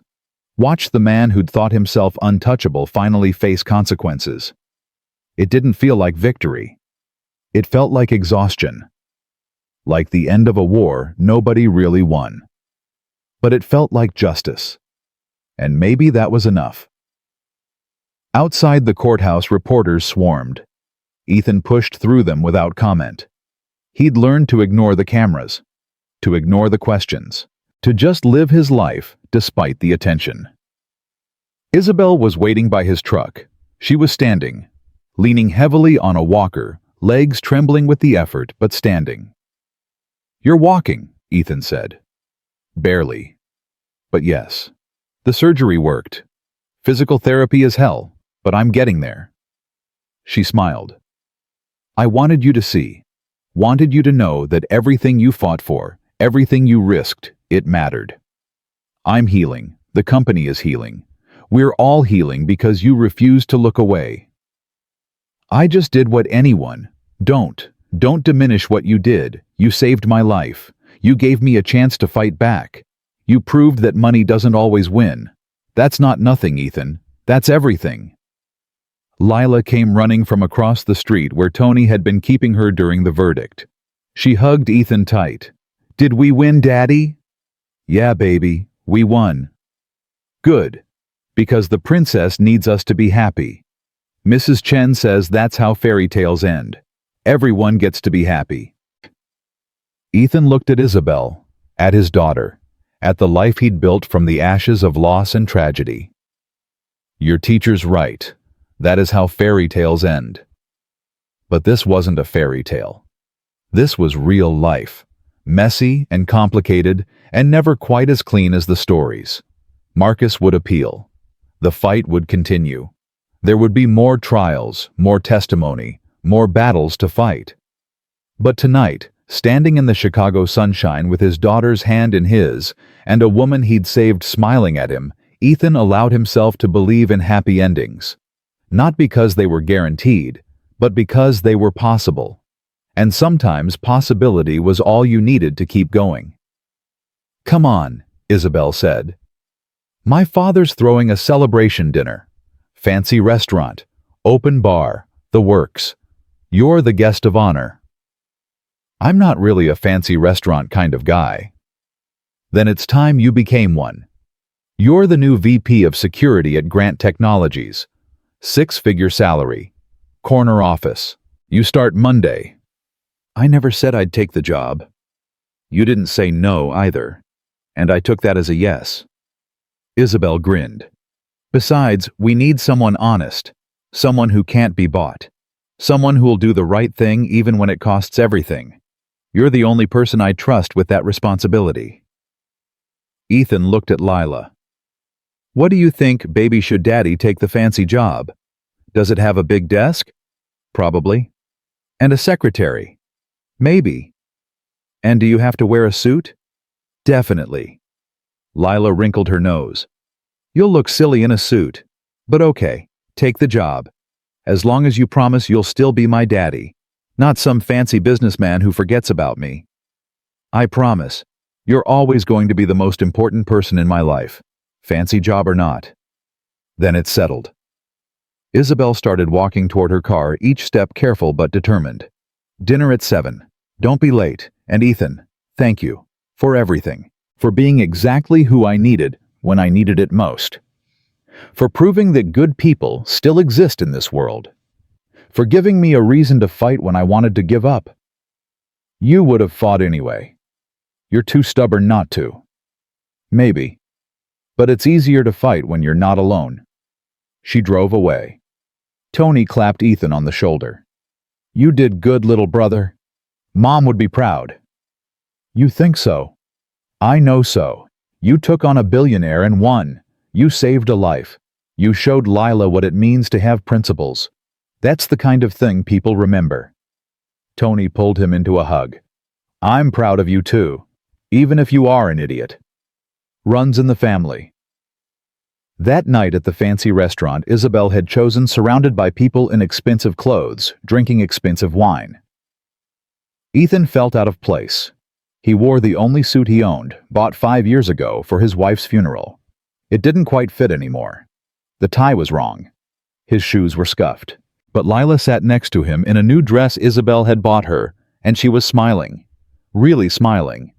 The kind of smile that said life was good and the future was bright. And across the table, Isabelle raised her glass in a toast. To Ethan Cole, the man who looked into the darkness and chose to bring light. The man who had every reason to walk away and every excuse to do nothing. But instead, he did everything. He saved a life. He fought for justice. He proved that one person can make a difference. She smiled through tears. To heroes, to fathers, to the good men who still exist in this complicated, messy, beautiful world. Thank you, Ethan, for giving me my life back. Everyone drank. Everyone applauded. And Ethan sat there uncomfortable and embarrassed and completely out of his depth, but also happy. Maybe happier than he'd been since his wife died. Because he'd done something that mattered. He'd made a choice that changed lives. His own, Isabelle's, even Lila's. And maybe, just maybe, that was what life was really about. Not the big moments, not the grand gestures. Just the small, terrifying decisions to help when it would be easier to hurt. To stand when it would be safer to sit. To believe in something bigger than yourself, even when the whole world says you're wrong. Later that night, after the dinner ended and the guests went home. After Lila fell asleep in the back seat of his truck, Ethan drove back to Riverside Distribution Center one last time. He stood in the parking lot, looking at the building where everything had started. The place where a broken woman's whisper for help had changed the trajectory of his entire life. Thank you, he said to the empty air, to his wife, to God, to fate, to whatever force had put him in that warehouse at exactly the right moment. Thank you for letting me be the one who found her. Thank you for giving me a chance to be someone Lila can be proud of. Thank you for reminding me that life isn't over just because it's hard. He got back in his truck, looked at his sleeping daughter in the rearview mirror and smiled. Tomorrow, he'd start his new job. Tomorrow, he'd figure out how to be the man Isabelle and Richard Grant thought he was. Tomorrow, he'd face whatever came next with courage he didn't know he had. But tonight, he was just a single dad driving home through Chicago with his daughter safe beside him, and a story he'd tell her someday when she was old enough to understand. A story about a princess in the dark, and a janitor who refused to walk away, and a fight for justice that proved the truth still mattered in a world built on lies. It wasn't a perfect ending. It wasn't a clean ending, but it was their ending, and that made it beautiful.